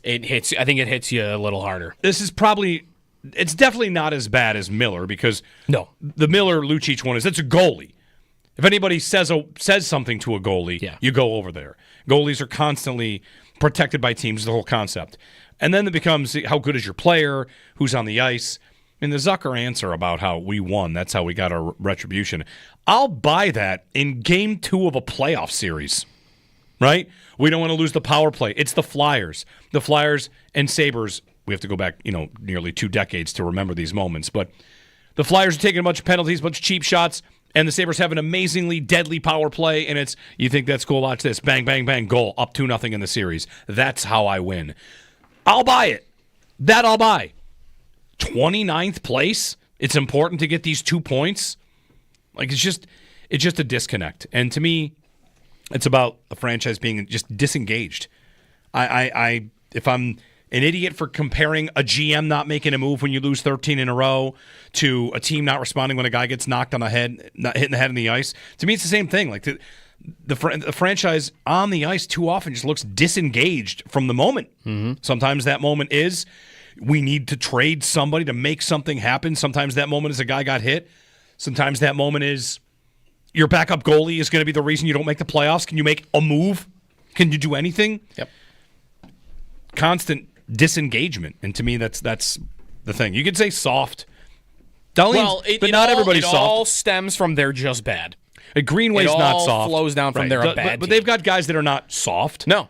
And Krebs is not soft. Like, if Krebs is on the ice, does he do something? Yeah. Go watch the clip I tweeted out from the end of last year when Thompson gets run at the end of a game by Oshie. And Dahlin goes right after him. Thompson gets up. Thompson has done this in the past. If the roles are reversed and instead of Thompson getting hit, Kulik gets hit, Thompson does something. He's done it in the past. Like, that's what's kind of interesting, is maybe it is more about the individuals that were out there on the ice, because we are pointing to certain individuals. Paul mentioned Dennis Gilbert. Like, I think, he would do something. Krebs would do something. I think Zach Benson would do something. He gets in stuff all the time. He's 19 and 5'4", but, I feel like he would. More than that, I feel like the 2 guys at the top of the team have consistently proven they would. Dahlin, absolutely. And Dahlin said in postgame that can't happen again. Tage has also proven throughout his career, I think, that he would do the same. And he has done the same. So it's not, to me, I guess it could be a leadership thing. It's not, to me, though, about the guys at the top of the lineup and people following their direction. The 2 guys at the top of the roster would have done something in that moment. But the guys out there didn't. So how come? How come it's always this disengagement idea? How come we're just constantly here? I don't know. I mean, I'm more than any day willing to listen on, less so Power, but Samuelson. Like, sure, what do you do here? Like, I don't get it. I don't get what is the point of not doing anything there? Like, he doesn't really get in stuff like that ever. Like, very rarely. I can't think of a moment off the top of my head, and maybe there is one. But, 6'5", you're supposed to be the physical guy. Like, Power, it might be a little different because he makes such an impact offensively on the ice. Like, I pointed out that Byram is 7th in the league in even strength points amongst defensemen this year. Power's 5th. Power's top 5 in even strength points on the season. He had 9 shots on goal yesterday. So, okay, you want to blast him for not being a physical player? Like, okay, sure. Like, I think you're right. I just think he's giving you something else along the way. If Samuelsson is not defending a dude in that moment, I don't know what the point is of him being under contract for 7 years. 803-0550 to join us, Jeremy and Joe on WGR. Maybe you saw Rory had a drive that carried 340 yards on the 14th hole at Pebble Beach. I've got a story from what I remember on that hole. It was not that I carried. You didn't carry it. I did not carry a drive 338 yards, but I do have a very distinct memory of that hole that I can tell you about. Jeremy and Joe on WGR.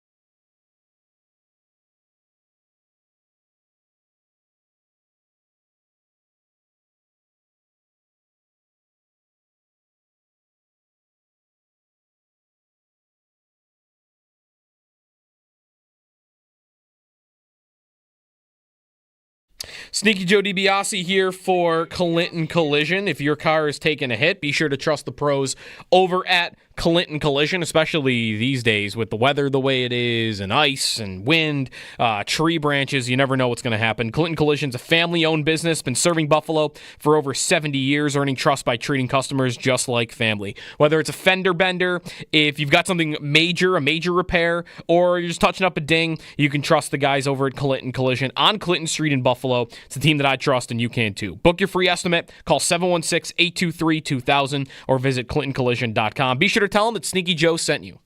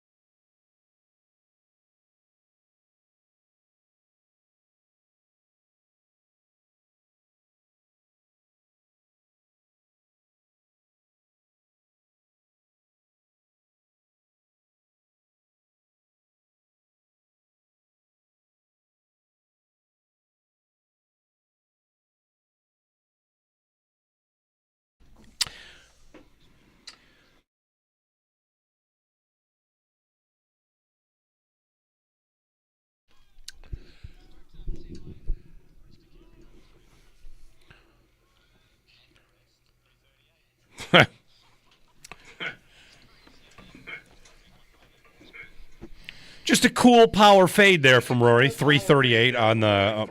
Sorry, my computer. I turned my volume up to listen to things during the break. You did turn down your radio. I got to do that. 338 carry. So that's the 14th at Pebble. I played Pebble with the whole family a couple years back. What's my memory of the 14th hole? So, Joe. Go ahead. Yeah, I mean, some like to play over and fade one to the right. I didn't do that. No, I had a hard pull left.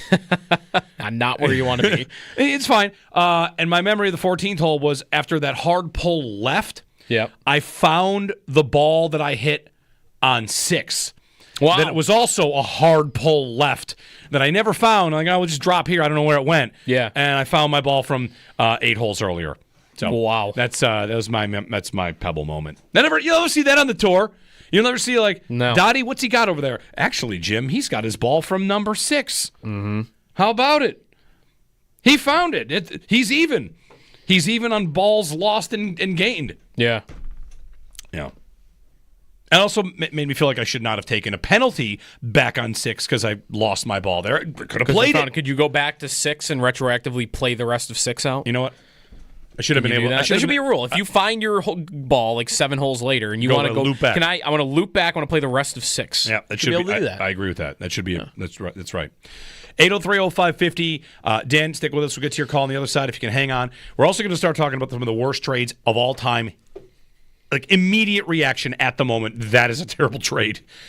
Because one of the worst all time happened over the weekend for Luka Doncic going to the Lakers for Anthony Davis and a bunch of other pieces. A 2029 first-round pick. Right. The NBA is hilarious.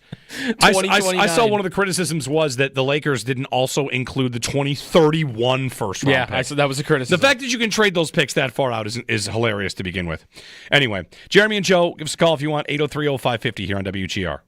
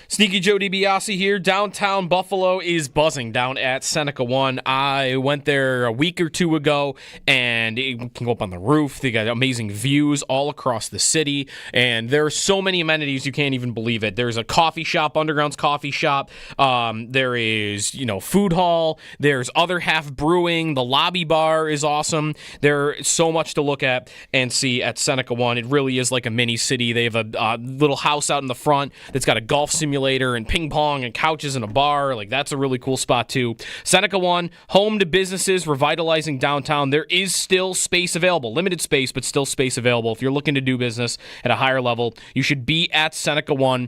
Go tour it. I think you'll be blown away. You can get your car detailed while you're working. There's a dog spa and salon plus dog park they're putting up down there as well. Visit SenecaOneBuffalo.com. Schedule your tour today. Again, SenecaOneBuffalo.com.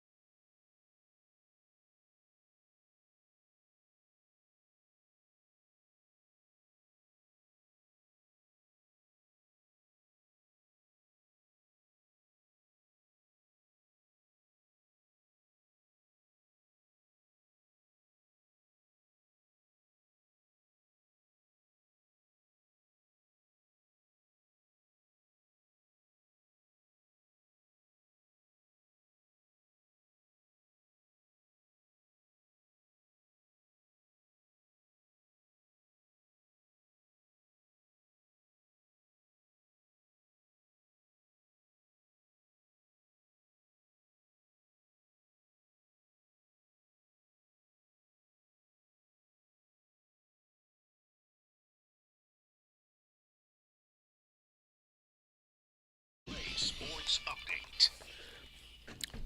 Sabres win streak extends to 3 with a 4-3 win over the Devils yesterday. Tage Thompson led the way with a goal and 2 very nice assists.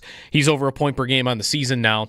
And he got knocked out of the game late, and that was the story of the game despite the win. Tage Thompson hit in the head, helmet flew off. Steven Neuwiesen of the Devils was kicked out of the game, ejected with a 5-minute penalty. No Sabre on the ice reacted immediately, and that was the story afterwards. Jason Zucker, Lindy Ruff, Matthias Samuelsson, a lot of good sound on that from Paul Hamilton at WGR550.com and the Odyssey app. They get lucky, though, with Thompson's injury. He's passed all the tests, expected to be fine, and would be expected to be in the lineup tomorrow night against Columbus. That is tomorrow's matchup at KeyBank Center. Columbus in that final playoff spot, 12 points back, though the Sabres are of the Blue Jackets. JT Miller of the Vancouver Canucks traded to the New York Rangers over the weekend. That could mean Elias Pettersson, who the Sabres have been connected to, is off the trade market. To football, it's Super Bowl week. Eagles and Chiefs landing in New Orleans. Chip Kelly's been named the offensive coordinator of the Las Vegas Raiders under head coach Pete Carroll. In the NBA, huge trade on Saturday night, maybe the biggest in league history. Luka Doncic of the Mavericks, their superstar, 25 years old, traded to the Lakers for Anthony Davis and a first-round pick in 2029. And in golf, Rory McIlroy gets his first win of 25, winning the Pebble Beach Pro-Am. That's your Paddock Chevrolet Sports Update. Kickoff 2025 with a new Chevy from Paddock.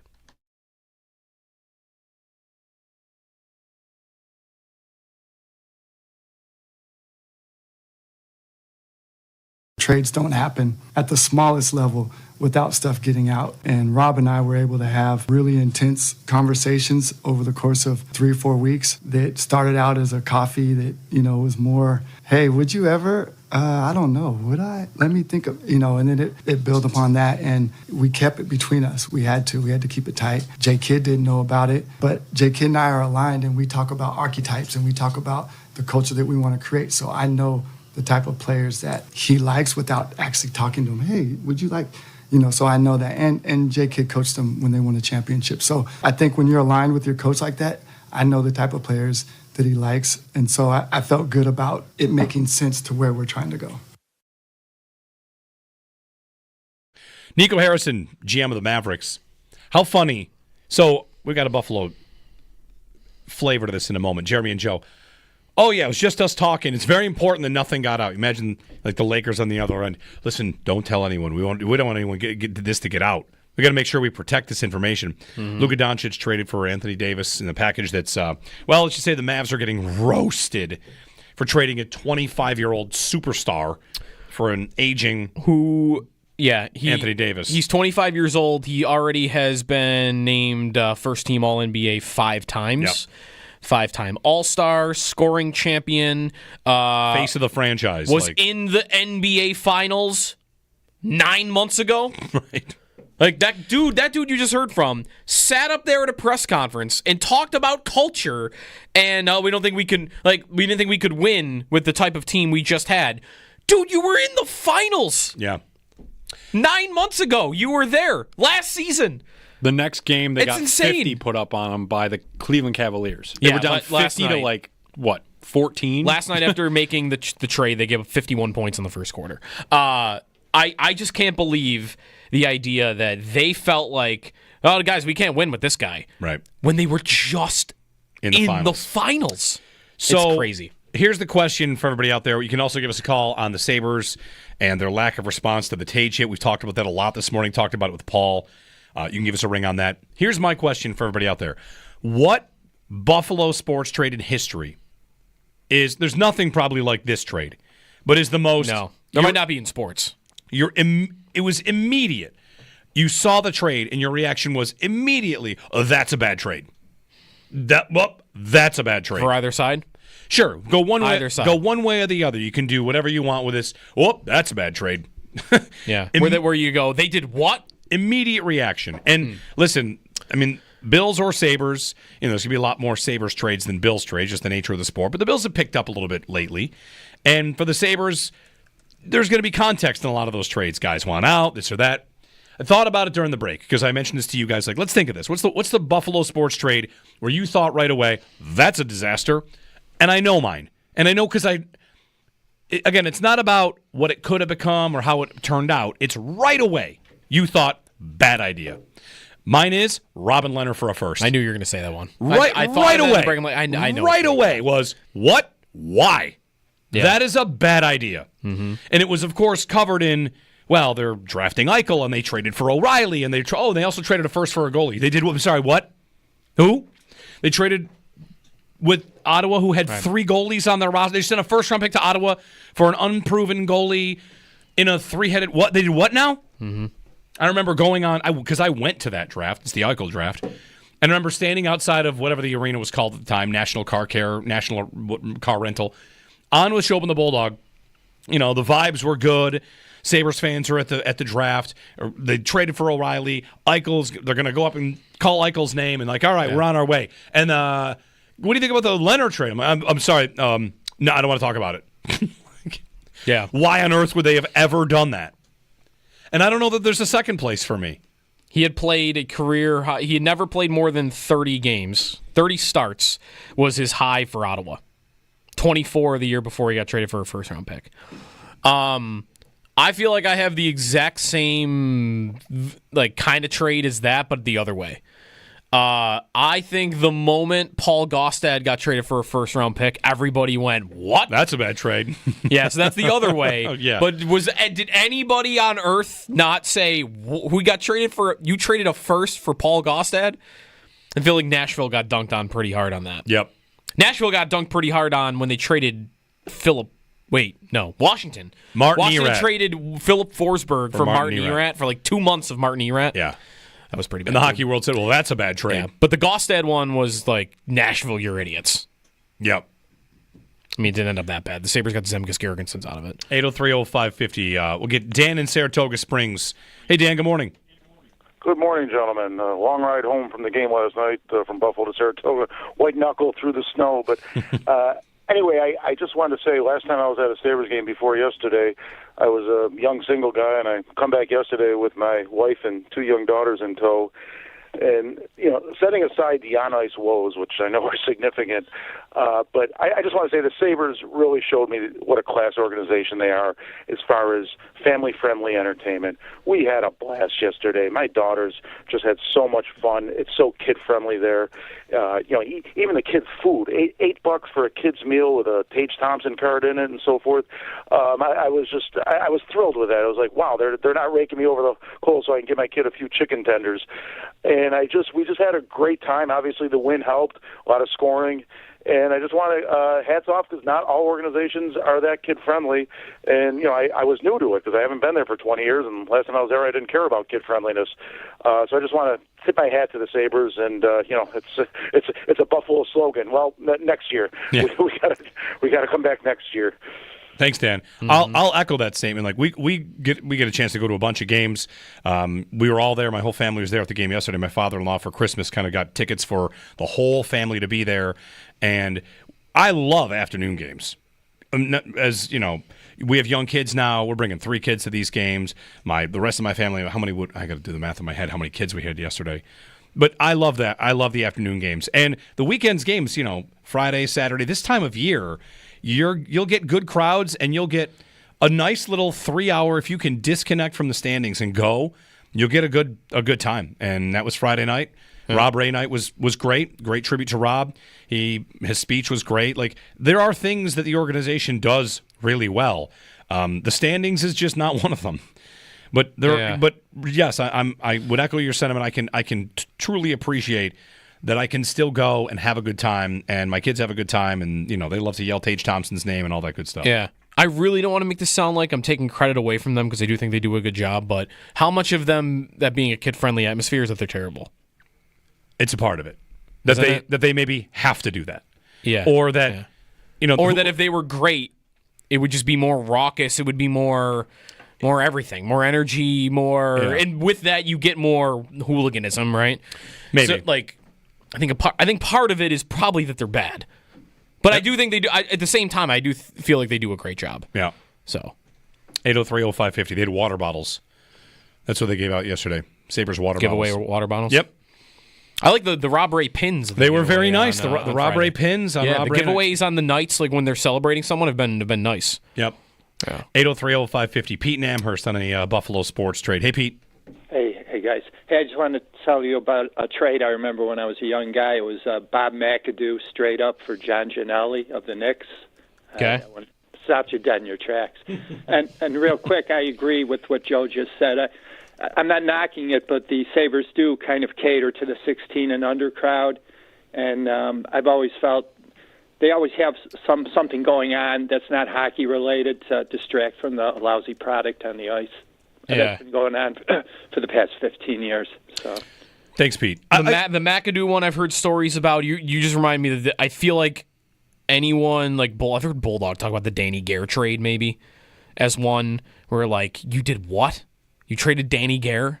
So maybe there are some good ones from like the 70s and 80s.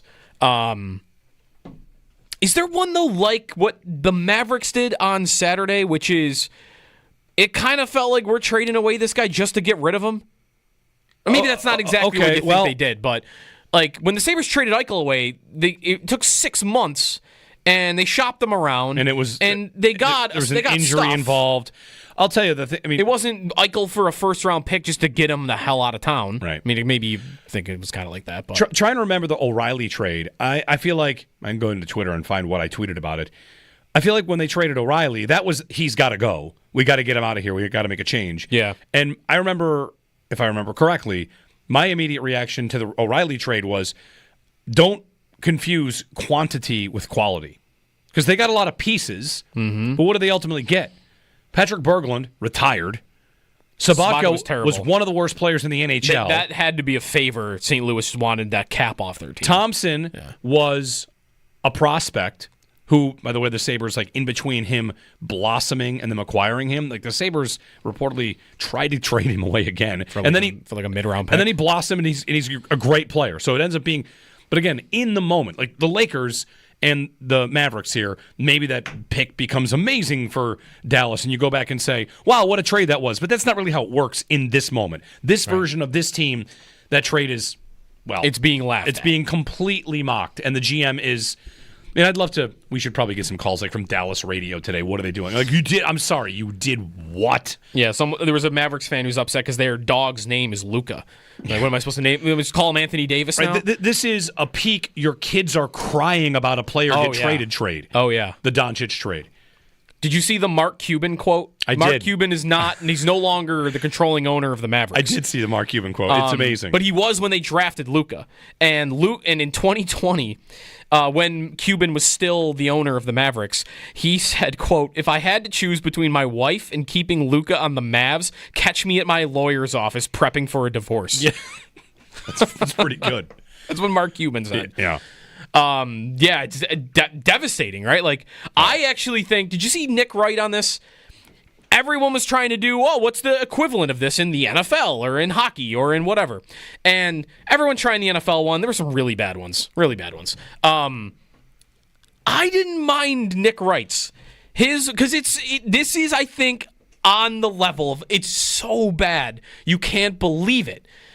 He said, I feel like, and he even said, like, I don't think there's a perfect equivalent at all. This isn't even perfect. But it would be like if the Bills had traded, after the 13-second game, Josh Allen for TJ Watt. That's in a first-round pick. Right.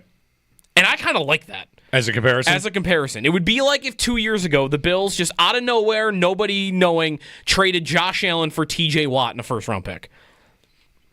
It's not bad. I think it is that ridiculous. It's insane. Let me give you another one here. It's not exactly perfect, but it's one of those times where you're reminded that the GM of a team has your entire city's morale at stake.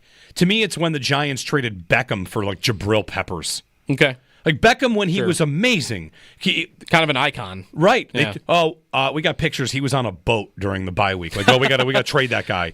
Like, I'm sorry, you have one of the best receivers in football. You're trading him for a safety, and like that was just if I was a fan of that team, I would want the GM fired on the spot, and I'd ask, how in the world could someone be trusted to make such big decisions? The GM of the Mavericks today, it's not lost on me, this idea that your kids are crying. The Doncic trade is just think about that. It's not even just the actual on the court stuff, but your favorite player, what was the most heartbroken you've ever been about a trade? I mean, I think he's the most popular athlete in the city, more than even any of the individual Cowboy athletes. Like, I think he is. So he's probably the best. That's a lot to be said because of the Cowboys, but I think that's probably right. And he's the best for sure. Also, on that, I like the Beckham comparison. How much more should be added into this equation for how the reason being dumb that you're trading him? I mean, the Giants traded Beckham because he went on that boat. Because he had a picture of him on a boat. Right. Yeah. And how stupid. Because Dave Gettleman, I mean, really, Dave Gettleman, look what he did to that franchise. These GMs sometimes bad. Right. They come in and they think, whatever. They think they're the show. They think they're the show. They think, like, you're not going to do that in our... And for Luka, it's being said that they had a problem with his conditioning and the way he ate. I mean, that is maybe... it might also be fair on some level, but I don't know. Again, he just went to the finals. Let him do whatever he wants. Right. Like, he wants to drink a beer after the game. That was a video that was going viral. After they won the Western Conference Finals last year, he's got a beer as they're celebrating, and the GM walks by and takes it out of his hand. Like, maybe that was a push and pull thing that they've had with him for a while. Yeah. But you traded him over it? Here's your comparison. You traded him over it? Make it about Allen and the Bills trading him because there's video of in the offseason on a golf course. No, we got video on a golf course. He's drinking a tequila soda. Oh yeah. I don't like transfusions. You got to trade this guy. Yeah, he won't stop drinking the transfusions on the golf course. Get him out. Mark in Tonawanda. Hey, Mark. Hey guys, thanks for having me on. Yeah, that trade was wild. I'm sorry, I'm calling just to talk about yesterday's Sabres game. And if you noticed before the Tage Thompson hit, the same player hits Zucker right after he scores. They're up 2 goals, and he gets thrown into the net, and he's down for a minute, and nobody does the thing again. I mean, what are we doing at youth level hockey? Kids know to respond to that, and this is Buffalo. You don't have to do a lot as a hockey player in Buffalo to be liked. You really don't. Patrick Coletta is a legend around here. Everyone knows everyone loves him, and I don't think he had more than 5 goals. I mean, you go out there, you defend your guy, and for Lindy Ruff to defend that is garbage. Same thing with the Lucic hit. They were 3 weeks late. No one did a thing when Lucic ran Ryan Miller, and then Paul Gaustad drops the gloves with them. What was it? 2.5 weeks later? Yeah. I mean, it's gutless. You have to get a player like Samuelson. It happens right in front of him. Get that dude out of Buffalo. I mean, my gosh. And it starts with Kevin Adams. I really don't blame Lindy Ruff, and he's covering for his guys, and he knows. Kevin Adams is soft. And God bless the guy from Saratoga that took the drive down to watch that garbage. I mean, my goodness. I hope the hot dog of the day was worth it for that family because they deserve more than that crap yesterday. I'm fired up. I can't believe the Bills aren't playing this week. I got a lot going on. I'm going to have to listen. Thanks, Mark. I like it. The Bills aren't playing. Our pets' heads are falling off. And a lot going on. I'm watching the entire game highlights of the Lucic night. And so when Lucic runs Miller, Vanek and Sekera are the 2 guys that go immediately after him, and they just don't make a dent. Right? Yeah. Like there's nothing to do. I remember this after the fact, and I don't think he got a lot of credit for it. Coletta was a psycho the rest of that hockey game, but he was the only one. And he also was always like that. Yep. So maybe you didn't feel like it was different. But I'm watching, like, he took a shot at their goalie. He took a late, like, again, this is stuff he did anyway. So maybe it's not the same. An agitator. But it, you know. And the last time who's the most recent Sabres agitator? He threw Chara to the ice. The last agitator, I mean. The answer is Skinner. Is it not? Is it not? Is Zach Benson kind of an agitator? Steve Ott? Yeah, Skinner. Remember when all the Red Wings were chasing him around the ice 2 years ago after and he he's scored? not one that's really going to, fight, which is probably why they're But he would fire it up. Skinner got suspended for defending a guy. Remember, Craig Anderson got slashed after a whistle, and Skinner, I think this was Jake Gensel. Remember this? Jake Gensel took a late whack at Craig Anderson, like a bad one, like way after, and Skinner cross-checked him in the face and got suspended for like 3 games. Like, honestly, Skinner would have done something. Yep. I'm not sure he would have, again, like, beat him up, but I don't think he would have done nothing. There are a lot of ways to make yourself popular among the fans, right? Standing up for the organization, standing up for a teammate. Like, if somebody had just cross-checked that dude in the face, and he probably gets fined, and who knows what it ultimately does, but right, people would remember. People would remember that and value it. I had people writing to me yesterday about always loving Drew Stafford because of the Drury moment. You remember it? Was it 100 years ago? Jay in Hamilton. Jay, good morning, Jay. Hey guys, it's real quick before I go on my main point. It's incredible to me that Tage hit happened yesterday, a mere couple of days after the organization honors the greatest tough guy Buffalo Sabres defender the team likely will ever see. As a Canadiens fan, don't shoot me. I do have a soft spot for the Sabres. I'm just beside myself going, what is going on there? Anyways, regards to the Doncic trade, what's so funny is I used to love the NBA, and just the last several years I've kind of just got out of it just because of a number of things in life. But I do know, Luca, I do know enough about how bad that trade is. And ultimately, I don't know how you guys feel, but I cannot believe for the life of me that Jason Kidd, I get it. He's got a job. You got to make a living. You got to earn yourself and all that kind of thing. And an NBA head coach job is not the easiest thing to get. But I can't imagine having my pride just shot like that, having my main guy telling me, hey, by the way, I traded your star player. I didn't tell you a damn thing about it. I couldn't sit there at that press conference to take that. Maybe Kidd has something planned down the road, but ultimately, can you imagine if that was McBean and Bean and McDermott? We'd lose our minds. It's just so pathetic, and I just don't know how you stand for that. Yep. Anyways, thanks, guys. Thanks, Jay. Yeah, the video of the two of them sitting next to each other is like, oh, I didn't talk to him because we value the same things. Oh, okay. Try that in anything in your life, a big decision.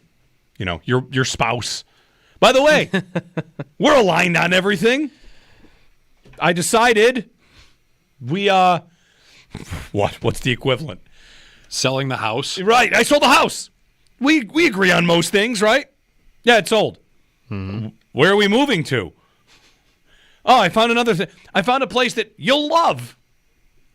I know the things that you like, Jason Kidd.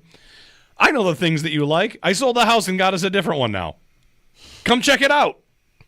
And then standing in front of media and say, "Oh yeah, we're in lockstep. We agree on everything." So no, I didn't consult Jason Kidd on this trade. There's a money aspect too, by the way. They had to pay him $345 million this summer, and the owner's trying to build a casino.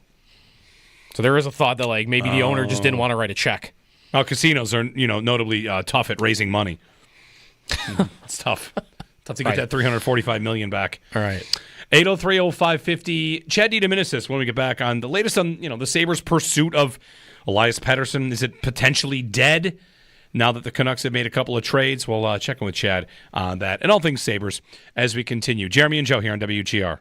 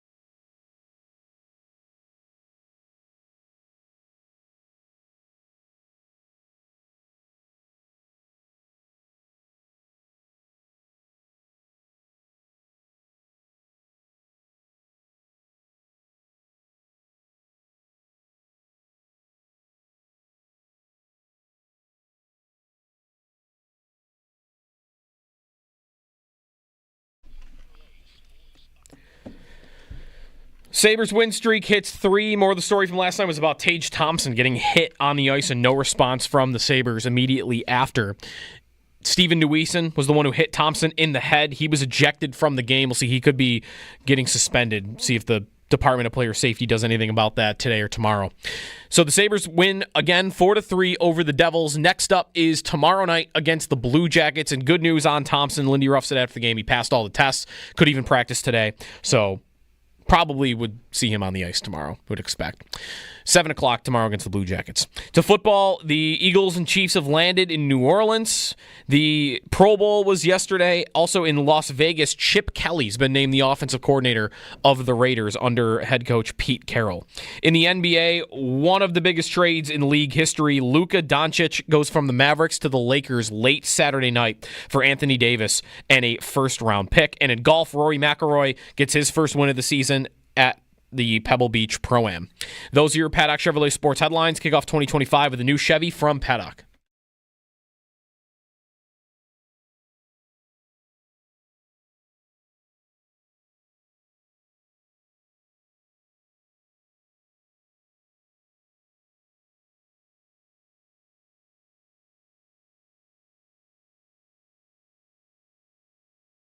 I guess how I would frame it, we are approaching this is we're trying to make our team better. We're not looking to be sellers. I mean, there's deals you have to do for the organization depending on, certain things, but we're trying to add to our team. We want to make our team better, and I'm approaching this as more of if there's deals out there, we're wide open. We have to be willing to look at everything, especially where we are in the standings, but is there hockey trades to make? Is there a way to improve our team and maybe with a player that goes out improves the difference, kind of similar to what we did last year with the Middlestat Byram. It's a hockey trade.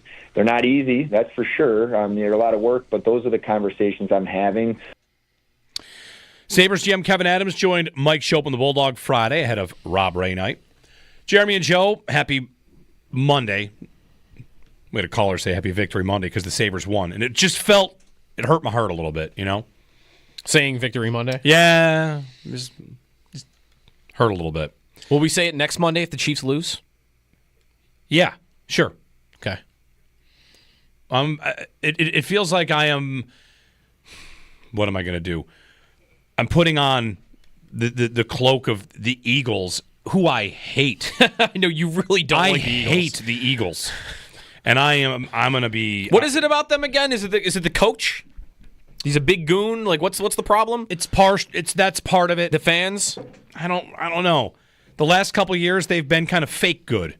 Now they might actually be I think good. they're actually good. They might actually be good now. But so then you shouldn't care about that. That's right. But it's just fun to hate them. And, right.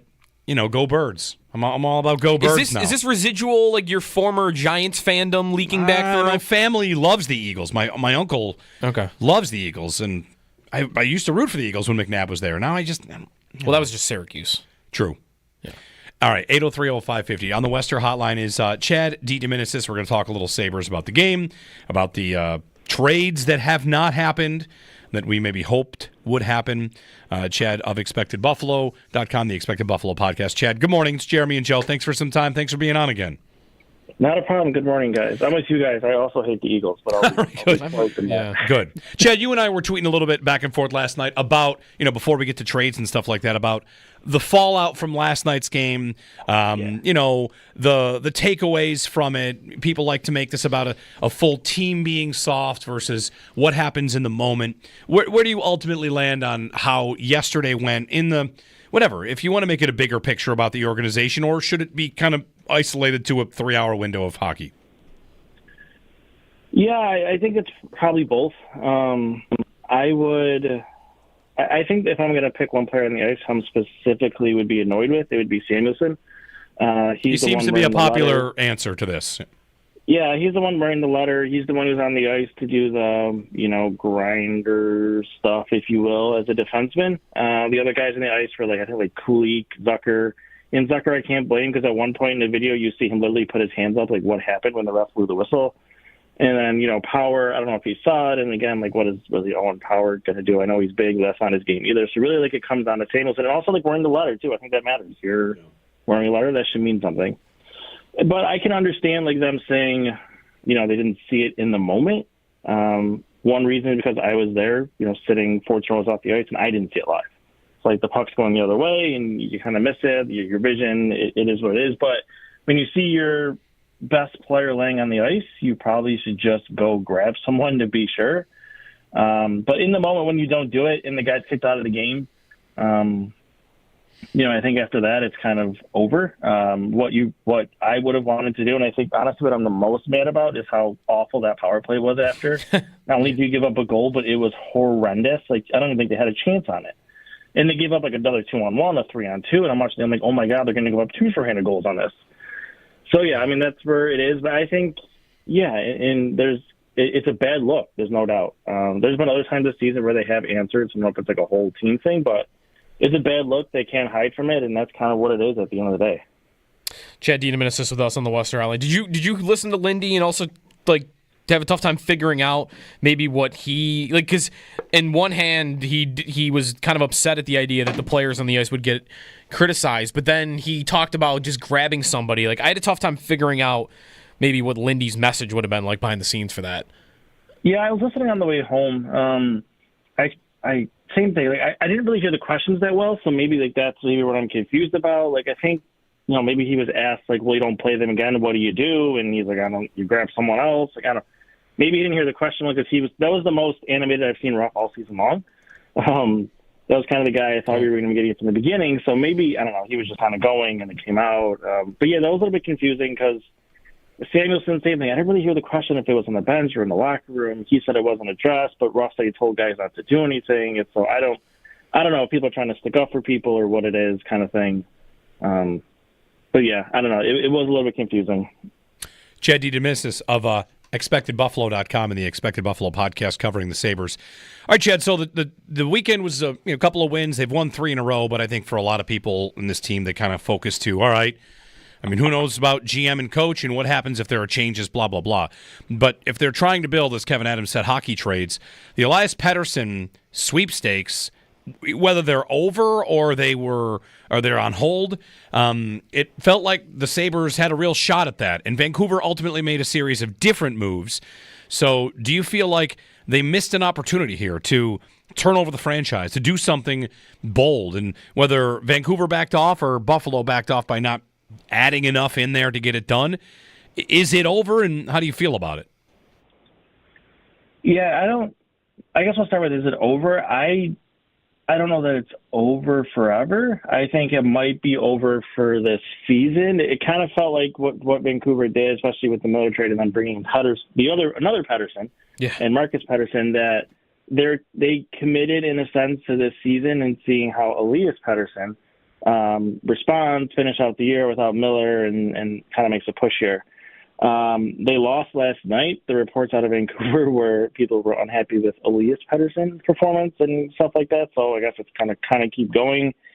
I always felt going into this that they were eventually going to move both Miller and Pettersson. I don't know if they do at the same time before the deadline. I always felt at the end of the day they're just going to move both and reset.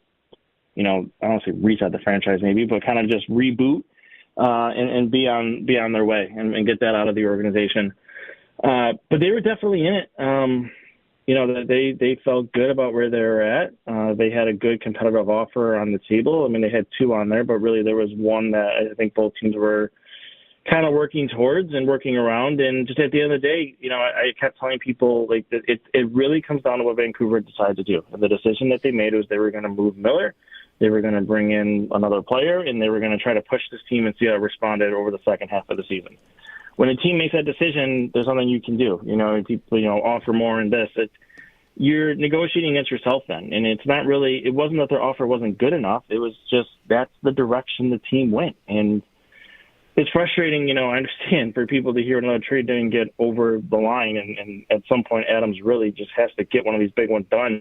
But, for me, this is one of those ones where you just throw your hands up and go, what are you going to do? The team made a decision, and that's what it is. There's nothing you can really do about it. Right. It's almost like maybe it could have been that they were bidding not against anyone else for Pettersson, but maybe they were bidding against Vancouver from pulling off the Miller trade. If it was one of the two, hey, we will add this in if you don't trade Miller and you trade Pettersson instead. I don't know if that's how it worked.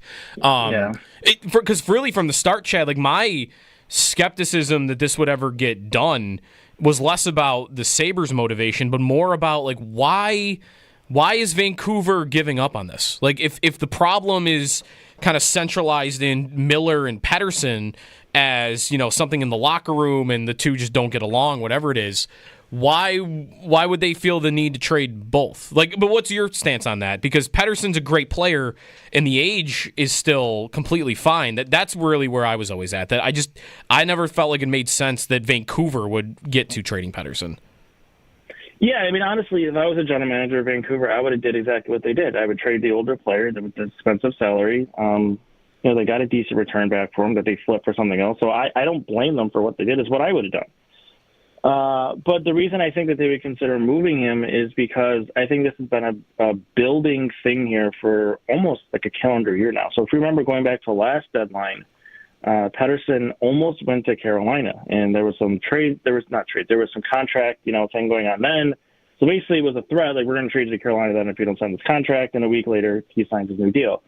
And then here we are again another year later, basically, and he almost got traded to Carolina again until they backed out and made the move with Colorado. So I think there's just something there that it's not working or sitting well. The media and the fans are really kind of on him. And I think, from reports that, Freeman has put together, that really impacts him because I guess he was, or I don't know if he still is, one of the people who really pays attention to that stuff. Probably not the best thing in the world. But, it ate at him. And it just sometimes the situation doesn't work with a player in a team. And if you can get fair value and you can also get $11.6 million off your cap, you listen to that and, try to reset yourself and get going a different direction with new players. There's some decisions that are coming up for them. Besser's another one to decide on. So if they use this opportunity to do a quick reset and they use Pettersson as a way to gain assets, not just futures, but hockey players that can help now and go right on that team and then kind of not really take the big of a step back and try to build as a more broader team moving forward. Expected Buffalo's Chad DeDominicis on the Sabres. Before we let you go, Chad, Joe's got the number. The Sabres are the best team in the NHL in goal differential in the first period. Right? They play great in the first, and clearly they play not so great in the second and the third. I kind of want to half-jokingly say, is it as simple as maybe they should just play like they're never leading? Never try to defend a lead. Just pretend every period is the first period. I don't know how possible that is. But what do you see in the numbers? What do you see in how they play where the first period is amazing and the second and the third are disasters? Yeah, it's crazy. Sometimes like when you see that stuff in a season, you're like, just noise in the data in a sense, goofy year. But it's me. I think it was kind of a thing last year, but maybe it was the opposite. Maybe it was the first period was bad and the other periods were good. But either way, I think last year they gave up the lead in the first all the time. Like it was horrible. Yeah. So it's a thing with this team, right? Whether it's first, second, third. From a number standpoint, first and second period are different, and you can see that in your head because, there's a longer change in the second period, and maybe they struggle with that. They make more mistakes. They can't get out of their zone, so that creates more issues in the second period, and that's why you have that thing. But the third period thing too is weird. It's the ties, it's the holding leads. Admittedly, it has gotten a little bit better here. They still have their scary moments. But over the last, couple of weeks, they haven't been blowing these leads. Like last night, maybe a month ago, they would have lost. But they held on in a couple of the games beyond that. They won the game against Nashville when it was tied in the third period, something they haven't done very often at all this season. So I don't really know how you can pinpoint it to what it is. It's structurally, defensively, because some of those games they blow leads. Then you just look at the goaltending. Last night's a perfect example. The first goal in the first minute of the third period comes from the corner. You don't want, you need your goalie to not let that puck in. It was a nice shot, sure. But I feel like that's happened too often too. So I think it's throughout the entire thing. Your goaltending hasn't been great in certain situations. There's been some penalty issues. Your power play doesn't put the game away when they have a chance. We saw that again last night. So I think it's a whole bunch of things, and I think it all just comes together that the team is just not that good. And in certain moments, it shows up more than others. Yeah. Chad DeDominicis of ExpectedBuffalo.com and the Expected Buffalo podcast. Chad, thanks as always. We'll talk again soon, I'm sure. All right, thanks, guys. Thanks, Chad. I'm a subscriber to Expected Buffalo. Yeah, me too. Check the podcast as well. Chad's got good sources when it comes to, Sabres' potential movement. There's just not often movement. That's part of the problem. All right, keep on Pettersson, Canucks fans. Okay. Keep on him. I've got trivia for you to get to. Okay. Got a couple of calls to catch up on. We'll keep talking worst trades also. The trades you knew were terrible the moment they were hit. Just like this Luka Doncic trade for the Mavericks, a franchise-altering trade. Tough one for Dallas. 803-0550, Jeremy and Joe on WGR.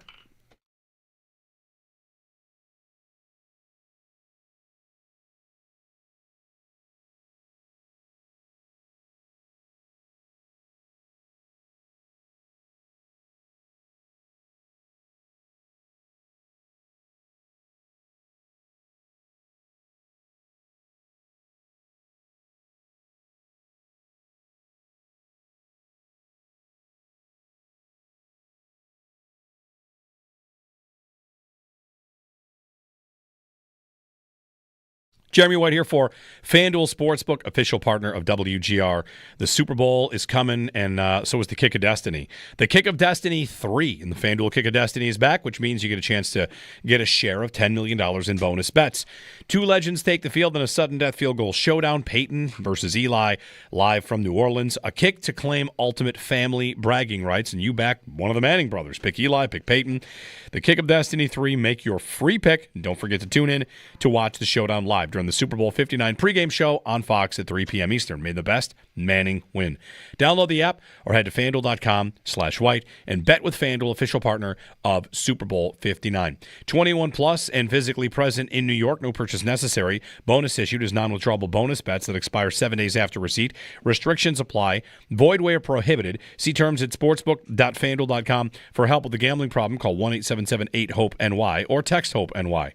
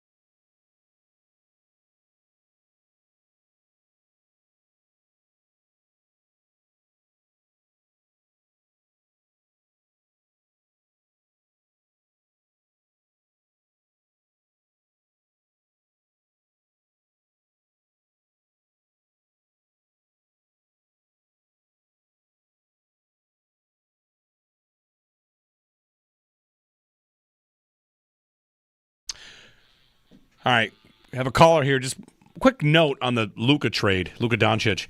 Seeing on ESPN right now that he, with his max deals, extensions, how the NBA works, Luka effectively loses $100 million by being traded. Yeah, $116 million. You're only eligible for the Supermax if you're on the team that drafted you. Well, that's dumb. Yeah, it's really dumb. It's designed to stop super teams and players leaving their team, but right, like why Luka should be saying, I didn't leave to create a super team. Yeah. They traded me. Yeah, that's pretty dumb. 803-0550 on worst Buffalo sports trades. The trade in the moment you thought, well, that's a bad idea. Thanks for that. Bob in Rochester is up next. Hey, Bob. Good morning. Hey, good morning, guys. I love your show. I listen all the time. Don't call in very often, but when you mentioned worst trades ever, the worst trade I ever saw, I was a kid at the time, was when the Bills, after winning the 1964 AFL championship, they had a guy named Cookie Gilchrist, and he led the league in rushing, touchdowns. He was high up in the MVP voting too, I'm sure. But anyway, the Bills traded him to Denver, which was a bottom feeder at the time, for a guy named Billy Joe. And everybody in the city was up in arms about it, and I was so disappointed. Even as a kid, I was probably like 12 or 13, but it was the most controversial trade that anybody had ever seen. And Cookie Gilchrist was at that time considered the elite running back in the league. He was 250 pounds and very fast runner, and so that trade really broke a lot of people's hearts back in the day. Yeah. Thanks, Bob, and thanks for calling in. Yeah, not that I like the heartbreaking trades, but I feel like a lot of people can relate to the one where you're a kid and the first time that, Danny Briere didn't re-sign. What? How old are you when Briere leaves? 12. Probably hurt, huh? Heartbreaking. Yeah. A couple others. Tyler tweeted in on Bills trades. The trade up for Sammy Watkins. That was a first-round pick to move up. That was polarizing. Everyone thought that was terrible. But it was a first-round pick to move up 5 spots. Yeah. Marshawn Lynch trade. I'm thinking about Jason Peters when he got traded. Mm-hmm. Anyway, 803-0550. Have instant trivia when we return for you. I think you're going to like this instant trivia, Joe. More of your phone calls as well. 803-0550. Jeremy and Joe on WGR.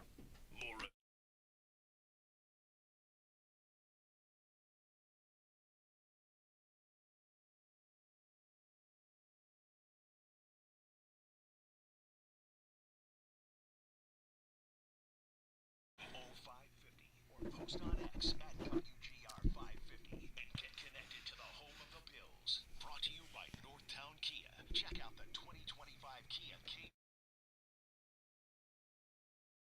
American Car of the Year. Jeremy White here for Atwell Eye Care. Sports fans, listen up. If you're having trouble seeing these games, maybe from the upper deck, trying to watch the hockey team on the ice, or driving in bright light, or at night your vision may be suffering from cataracts. It's a natural part of aging, but don't worry. Atwell Eye Care has you covered with customized cataract surgery options that fit your lifestyle, and you have a chance to get the answers you need. You can register for Atwell Eye Care's new Cataract Lunch and Learn. Their next one coming up Friday at Ilio DiPaolo's restaurant at 12 noon. So a free, no pressure, no obligation lunch and learn. Chance to grab something to eat, grab some great food, and get your questions answered.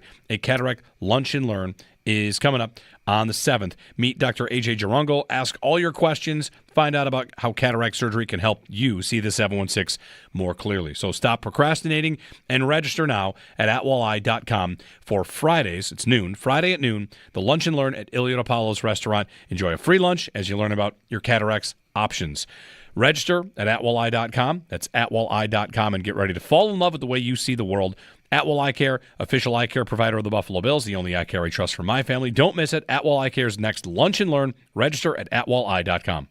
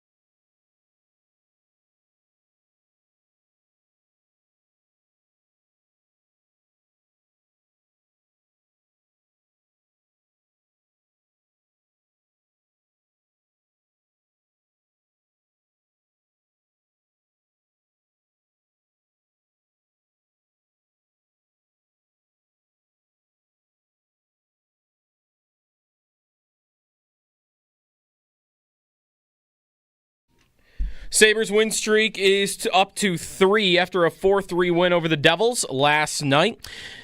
Tage Thompson with a great game, goal and 2 assists. He did get run in the third period, hit in the head, helmet popped off, did not return. He's expected to be fine, passed all the tests. But bigger story from yesterday's game is no Sabre reacting after Thompson was hit by Steven Nuisen. Nuisen hit him in the head, got tossed from the game, 5-minute penalty, and we'll see if he gets suspended. Department of Player Safety hasn't announced anything just yet. Sabres get the win, though, and they will be in action again tomorrow against Columbus. The Blue Jackets have the final playoff spot in the East, and despite the win streak, the Sabres still find themselves 12 points back of Columbus going into tomorrow night's game. To football, the Eagles and Chiefs have landed in New Orleans for Super Bowl week. The news from around the league is that Chip Kelly is going to be the offensive coordinator of the Las Vegas Raiders under Pete Carroll. Darren Rizzi, who was the interim coach in New Orleans, is going to be the special teams coordinator in Denver, which further indicates that the Saints are just waiting to hire Kellen Moore as their head coach after the Super Bowl is completed. Basketball, maybe the biggest trade in NBA history, at least the most stunning. Mavericks send superstar Luka Doncic, 25 years old, 5-time All-NBA, sent to the Lakers in exchange for Anthony Davis and a first-round pick in 2029. And in golf, Rory McIlroy with his first win of the year at Pebble Beach in the Pebble Beach Pro-Am. He will not be in the field for the Waste Management Open this week, or is not expected to be. That's your Paddock Chevrolet Sports Update. Kick off 2025 with a new Chevy from Paddock.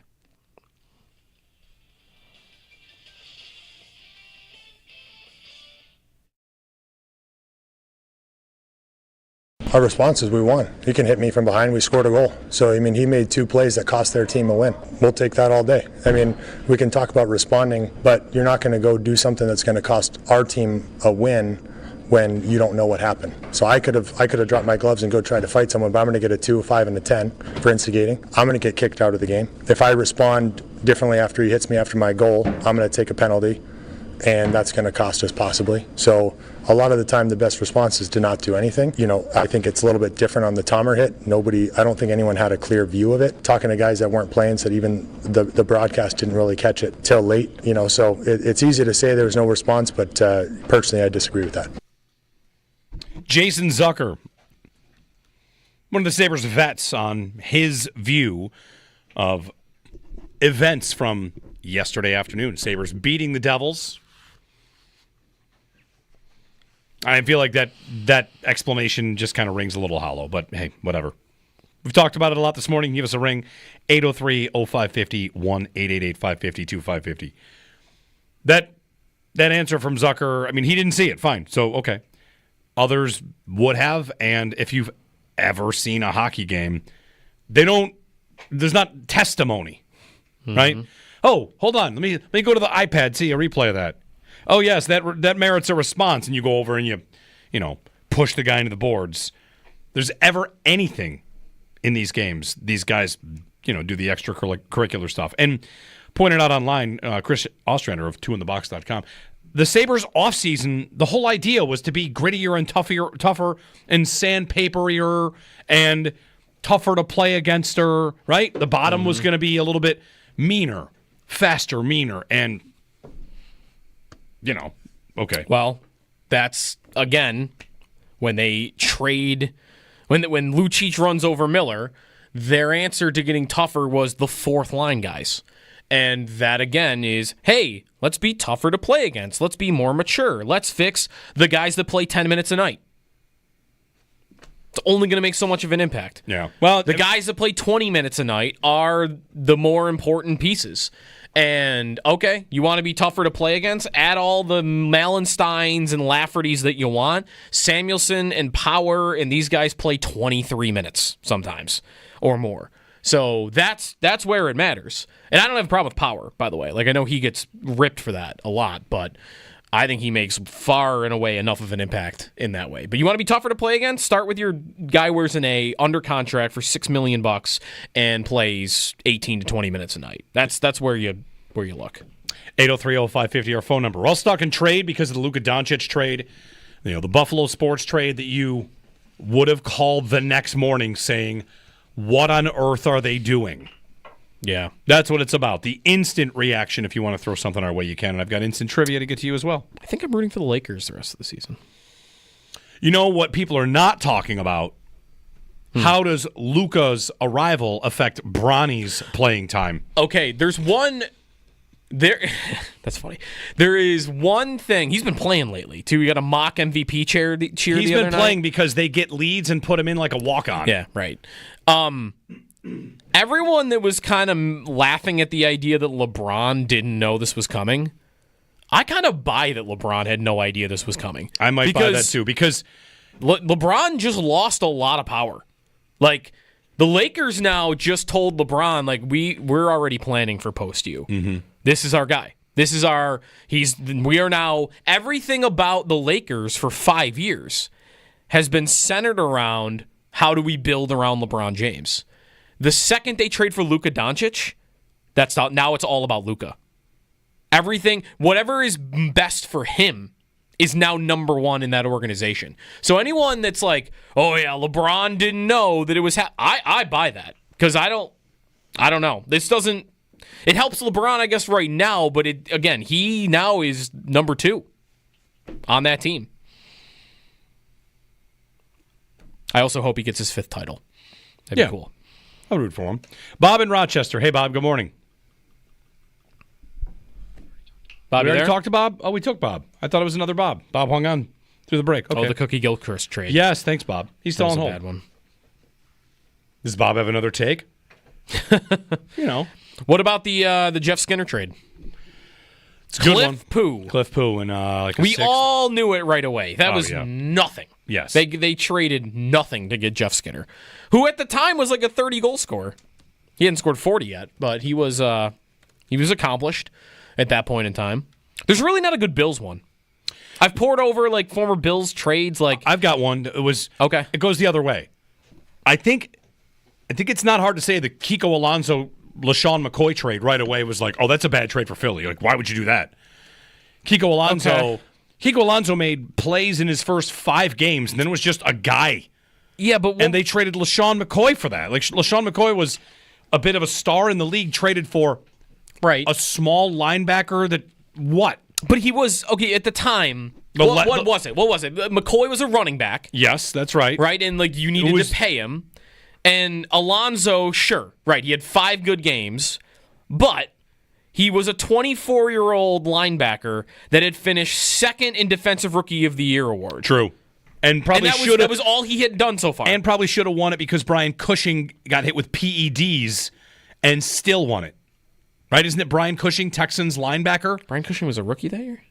I believe so. Whoever it was. Luke Kuechly. No, that's not right either. That's Defensive Player of the Year. Defensive Rookie of the Year was Sheldon Richardson. Which Bills player finished 2nd to a guy that had steroids? I'm mixing up my... Brian Cushing definitely got caught and was suspended for doing steroids. Did he win something one year? Where is there a Jarris Bird award in there somewhere? Maybe that's it. Brian Cushing, let's see. Okay, so I bet it's Jarris Bird. No, it's 2009. It's AP Defensive Rookie of the Year. Yeah. Brian Cushing finished 1st. He won Defensive Rookie of the Year. Yeah, and 2nd place was Jarris Bird. Okay, so it was not Kiko. It was Bird. It was Jarris Bird. Okay, right. I knew a Bills player got screwed out of a defensive. It was Bird. Okay, good. Bird who had 9 interceptions, by the way. Mm-hmm. What? He had 9 interceptions and did not win Rookie of the Year? No. What a joke. A linebacker with 4 sacks. What a joke that is. Did they trade Bird, by the way? That wasn't a bad trade, right? I don't remember they traded him. No, it didn't pan out for Bird. Like he was very good here, and he went to New Orleans as did they trade him as a free agent? I can't even remember. That's sad. I don't remember either. Should I remember? He was franchise tagged, and then something happened. I don't remember. I could listen to the McCoy one. Like, I wonder if I separate what I thought of that trade, maybe what the collective thought, maybe it was pretty bad. Because in the moment, I would have thought, running back, big contract. I liked Kiko Alonso that first year. Like, I don't know that I would have been, overjoyed when it happened. It might have been exciting. But again, the way that Philadelphia got blasted for it, the way Chip Kelly got blasted for it, maybe that was pretty good for this. Jerry Hughes, Kelvin Shepard wouldn't have been this, right? Right. Neither guy had really done anything at that point. to clear up, Bird signed the franchise tag. Yeah. He did sign his franchise tag and played on it, and then just became a free agent. And he just walked. Yep, to New Orleans. Gotcha. Okay. Jack in Buffalo, and then some instant trivia for Joe here ahead of the Four Nations. Joe, yeah, that's a small clue. Exciting. Jack in Buffalo. Hey, Jack, good morning. Hey, I love guys' show. I like your honest, opinions, and I think they're really well taken. Thanks, Jack. Couple things. I'd like to talk about the Sabres before I finish, but talking about great trades, I remember growing up when I loved hockey was obviously the LaFontaine and Turgeon trade, but before that was the Schoenfeld trade and Danny Gear. That, as a kid, crushed my heart because, those guys were what we don't have today. Leaders. Those guys would have dropped their gloves. They would have done what they had to do. Danny Gear was relatively a small guy, but he took on whoever he had to. You know what I'm saying? So anyways, going on, and hopefully Kevin Adams is listening to your show because there is a thing called that you can make trades. You don't have to, wait till whenever. These trades should have been done a lot sooner, in my opinion. I think he got a break when the Rangers traded for Miller because that takes him off the hot seat trying to get Patterson. But my whole thing is with yesterday's game, last thing I'll say with that is I report, Hamilton's report. I really like it. Most of the time when you got pregame or postgame shows, it's really boring conversation. But in that type of interview questions, he asks these players for their honest assessment, and it just shows what we have. Like, I can say the last part, and I'll let you go. I know other people are calling. But even when I told you about those heartbreaking trades during Scotty Bowman's year, when he traded Danny Gears and all that, he did bring in prospects that he could actually build around. Guys like Barrasso, Housley, Andrechuk, everything that Adams, and hopefully Lindy Ruff's not getting weak what a key is. But these guys that they have currently on this team, I don't see a core. Yep. Thanks, Jack. Yeah. I see a couple pieces of a core. I think Thompson and Dahlin are, but who's the new core starting? July 1. Dahlin and Thompson. I don't know if I want. I mean, Power almost out. Power could be traded though, couldn't he? I don't know. I don't know that I want to go past Dahlin and Tage. I don't think you're trading Power.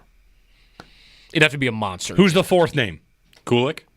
I almost was going to say it, but it seems ridiculous. And we do this all the time. He's played 30 games. I would have just said that about Peterka last year, right. And now I'm like, well, I guess Peterka might get traded. Get to game 100 before that happens. But look at his shot. It's sweet. So did Victor Olofsson. Yeah, but Olofsson was only doing it on the power play. I'm not excited about Yuri Kulik. I know. I've been burned far too many times over 14 years where I've been excited about a guy through 30 games. I'm not there yet. He looks good, and he's playing center, which is really, really good because, I mean, the season's... Imagine if I told you that halfway through the year, your best two centers are going to be Yuri Kulik and Ryan McLeod. Thanks. Those are going to be your best two centers. Not Thompson and Cousins. Of course, Thompson moved to wing. Yep. I'd like to say Byram is the next name. I'm just not believing he's signing here. The more I look at it, and think about, he's got 10 power play points for his career. He never got to play it in Colorado because of Makar. He can't even get second unit here because of Power.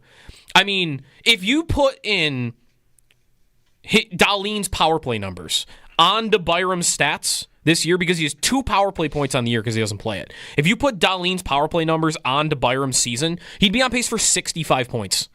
It's pretty good. He probably thinks, I want to play power play in my career. I'm good. I'm offensive. I got stuck behind Cale Makar. Stuck. He won the cup. Now he's behind. Now he's behind Dahlin. He probably wants to be a top guy. So, and he's in Buffalo. He's won the cup, and now he's on the worst team in the East. Why on earth would we think that guy is signing here? He's not from here. He's from the Vancouver area. Name me a reason you think Bo Byram would realistically want to sign up for playing here, other than he's friends with Peyton Krebs. So I'd like to say him. I'm not believing he's signing. I thought he's friends with Cousins. I think both of them. Okay. All right, you want your trivia? Before trivia, I want to mention one quick thing on the trade conversation. What's the trade you knew was bad right away? And AC Man on our YouTube feed points out another one we have not yet mentioned in the, well, that's a bad trade. And that would be the Chiefs trade, which Yes. Ooh, yes. I have a video of our draft party of everyone being very upset the moment it happened. Yes, I thought that's a bad idea. Yeah. I did think that was We're a bad talking about the worthy one, by the way. Not the one 6 years ago. No, the worthy one. Right away. Like, that seems like a bad idea. I do not think that they should do that. Whatever. Anyway, 803-0550. Instant trivia. Let's go. Are you ready for some instant trivia? And it's international hockey flavored? It is. Because I am into that. It is. So the Four Nations is coming up soon, right? Yes. The 14th, I want to say, is the first game. The 12th. The 12th, thank you. Maybe the 14th is the USA-Canada game. I don't know. I've had that circled. Looking for, and the reason I'm doing it is because one NHL player just won his 400th game in net last night. He was already the number one all-time most winning American-born goaltender. I'm looking for the 7 goalies, American-born, with 300 wins or more. Ooh. 7 American-born goalies with 300 wins or more. Okay. Well, the guy that did it last night was Jonathan Quick. Win number 400 in his career. He beat Vegas. Okay, second's going to be Ryan Miller. 391. Okay. Ryan Miller, by the way, in town for Rob Ray night. Yeah. Yeah. He's like the only alumni on hand that doesn't have like white hair. He's getting gray. He's getting a little gray. He's getting gray, but he's not there yet. That's right. And so Miller was there, and who's the other person sitting front and center with Ryan Miller? It was Miller and Sandra Generette was there. Sitting next to Ryan. Right next to Ryan Miller. The normal. Danny Gare was there. Don Luce. One thing that became clear during Rob's ceremony and Rob Ray night, every night ends up being RJ night. Yeah. Right? Like the whole time you're there, RJ it's got all the biggest RJ highlights, and you just feel his absence. And like, I was thinking about Rob a lot, like how much those two, of course, like became close and palled around. Like every night is RJ night. So anyway, of course, we miss him very much. Okay, so you got Quick and Miller. John Van Beesbrook. Third with 374. Okay. How about Corey Schneider? No. Corey Schneider is 15th with 171 wins. Off by 100. You're only off 129 wins. Oh, he didn't play that long, I guess. He got traded for a first-round pick. Yes, he did. 8th overall, I think, right? Yep, top 10 pick. All right. I've been trying to think of Olympic teams, and that might be the wrong way to do this because I'm going to run out very quickly because there's only so many Olympics that have actually taken place. Except, so as a 10-year-old, I think the first time I ever got mad at a snub in international hockey was in 2006 when Ryan Miller got snubbed in favor of John Esch. You're thinking of Robert Esch. Robert Esch, excuse me. John Graham was who I was thinking of. And those are both, I think, going to be wrong. Did Robert Esch get the 300? No, he did not. Robert Esch, boy, I mean, when are we going to way find down, him? Probably. Yeah. John Graham, 97. Robert Esch, 78. 78? Yeah, 78. I thought he was at least in the triple digits. Okay, how about Connor Hellebuck? Connor Hellebuck, 6th with 308. Oh, you're missing 3, 4, 5, and 7. American-born goaltenders over 300 wins. Was Corey Crawford American?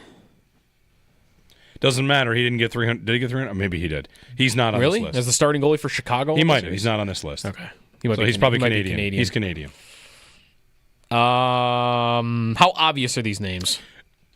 Like, is there a glaring omission legend guy that I'm not thinking of? 2 of them played for the Sabres, and the other 2 are very obvious American-born goaltenders that played a long time and won a lot of games. Okay, well, one of them, former Sabres, Tom Barrasso. That's one of them. Yep, 4th all-time, 369. There's another former Sabre? There is. Recent former Sabre. Okay, so it's not. I'm going to guess Dwayne Rollis. You might be surprised he's not on the team again this year. Oh. Craig Anderson. 319, Craig Anderson. Call him up. Okay, and then 2 legends. Legends, number 3 and number 7. Legends. 3 and number 7. What eras are we talking? They talking? were teammates together, I believe. There would have been some crossover. Really? These 2, yeah. Both American Olympic goalies at one point. Olympic goalies at one point? Oh, yeah. Okay, so Let me work backwards. So it went Quick was the last Olympic goalie, then Miller before that, then before that was again Esch. Yep, before that. That 06 team stunk. 2002. Do you think that this goalie's going to be like the 2002 starter for the U.S.? He was on Team USA in 2002. Salt Lake. At age 35. At age 35? Yes. He has a collegiate award named after him. Mike Richter. Correct. Mike Richter. That was gettable. We got to get Owen's microphone on. I know. I need the goalie expert over here. Owen would be dominating this trivia. He would have had it done 5 minutes ago. Yep. And then one more. Mike Richter. The Mike Richter Award goes to best college goaltender. And then the last one is this guy played for the same team as Richter, and then also Philly and Florida. John Davidson. No, John. You were close. John. I said Van Beesbrook already. You did? I did. Okay. All right. Okay, got it. You said it and I forgot it. Got it. Okay. Yeah, Van Beesbrook. All right, we got there. Those are the 7 with 300 wins. Anyone close? Is anybody else close? One question is how far up the board Hellebuck gets. No, the next gap is from 301 to 252. John Gibson, 201. Jake Ottinger, 139. He will. I bet he will. Yeah. Jeremy Swayman, 96. Casey DeSmith, Alexander Nedeljkovic. The 3 U.S. goalies, Hellebuck, Ottinger, and Swayman. All better than any of the Canadian goalies, by the way, which is why the U.S. is favored in an international hockey tournament, which I believe Jordan Binnington's going to be their starter. Good luck with psycho goalie back there. Make it easy to root against them. Oh, yeah. 803-0550, our phone number, and 1-888-550-2550 if you'd like to join us, Jeremy and Joe. Offensive that Tage isn't on Team USA, by the way. It Still is. offensive. It is. Insane. He's on pace for 50 goals. You don't have a spot? It's dumb. But as long as he makes the Olympic team next year, then I'm cool. Whatever. Although I am excited for this tournament. Columbus tomorrow in a playoff spot. How about the Bruins and the Lightning have fallen out, and you're not ready to take advantage? I know. Is Columbus still in a spot? They are. The two wild card spots are currently being held by Detroit and Columbus. Insane. And the third spot in the division is Ottawa. Other teams have taken the jump. Right? We've been waiting forever. Someone come take Boston and Tampa's stuff, and they're not even close. Listen, there's a cheap shot to be taken at the GM for something he said this year that got people on him. Palm trees. Ottawa, Detroit, Columbus. Not a lot of palm The biggest trees. mark against the GM and the job that they've done is that these are other organizations that have been stuck in the mud, and they're just having casually the season that you want to have. Yep. The Red Wings have won 6 in a row to get into a playoff spot. I also did the math. I was checking out to see where would the Sabres be? What was their win percentage before without the 13-game losing streak? What their point percentage is. If I could just cut out. Now, granted, I'm cutting out 13 losses. Right. And if you did that to a lot of teams, their rate would be better. If you want, I think Dahlin missed 10 of those games, by the way. All right. Or maybe it's not 10, but it was a chunk. That's a big part of it. If you take out the 13 losses in which they got 3 points. So, right. They got 3 points. Out of a possible 26. Out of 26. So you just chop it off. They've played 39 other games. Yep. And have 44 points. Okay. I'm going to guess, before doing the math, that's probably not playoff pace, but it's maybe close. It's like in the race. And what it is exactly tied with Detroit and Columbus. Okay. So outside of the 13-game losing streak, they're the same team as Columbus and Detroit. Now, again, that's twisting and tweaking the stats to make a narrative. I mean, if I took out Detroit's 13 losses, just pick out they'd be pretty good. All right. You did. Well, if you just take out my 3 triple bogeys, well, yeah, but you did triple bogey those holes. Right. I'd love to take them out, but you don't get to do that. So anyway. Well, the Sabres goal differential is a minus 13. Detroit's is a minus 9. Not that far off. Not that far off. The Sabres isn't Boston double as bad as the Sabres? It's pretty bad. Boston is a minus 26. Yeah, double as bad. Yep. The Sabres have 17 regulation wins. The Blue Jackets have 18. Yeah. Their season's wild. Really? Their season's different than the others. Like Ottawa, right. Detroit, they took swings. Like Columbus has the Sabres problem. They're on every trade. They're on every no-trade list in the league. I don't know if this is the story of their season, but I kind of feel like their season is just emotionally supercharged playing for Johnny Gaudreau. Yep. I think. Like, the roster is not that great, but, like, everyone is just coming together and playing awesome. So it's a good story. I'll be rooting for them to make it. 803-0550 is our phone number. Jeremy and Joe on WGR.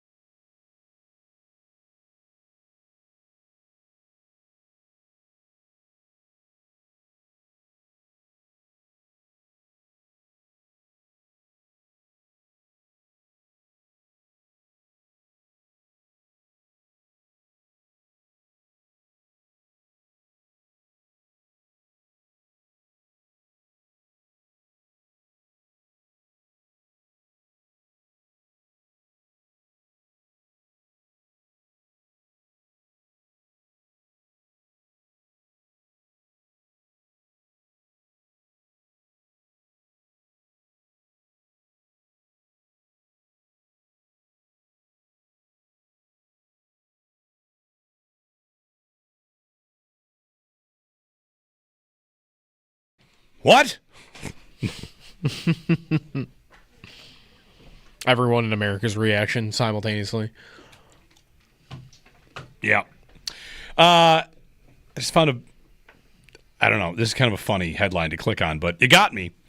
I'm at Channel 2's website, and you know how, hey, local guy is going to be on The Voice. Like, okay, cool. We got a new local kid on The Voice, and hey, so-and-so plays for the Eagles, and he's going to be in the Super Bowl. He's from Amherst. Like, you had a Buffalo connections. Mm-hmm. This one is that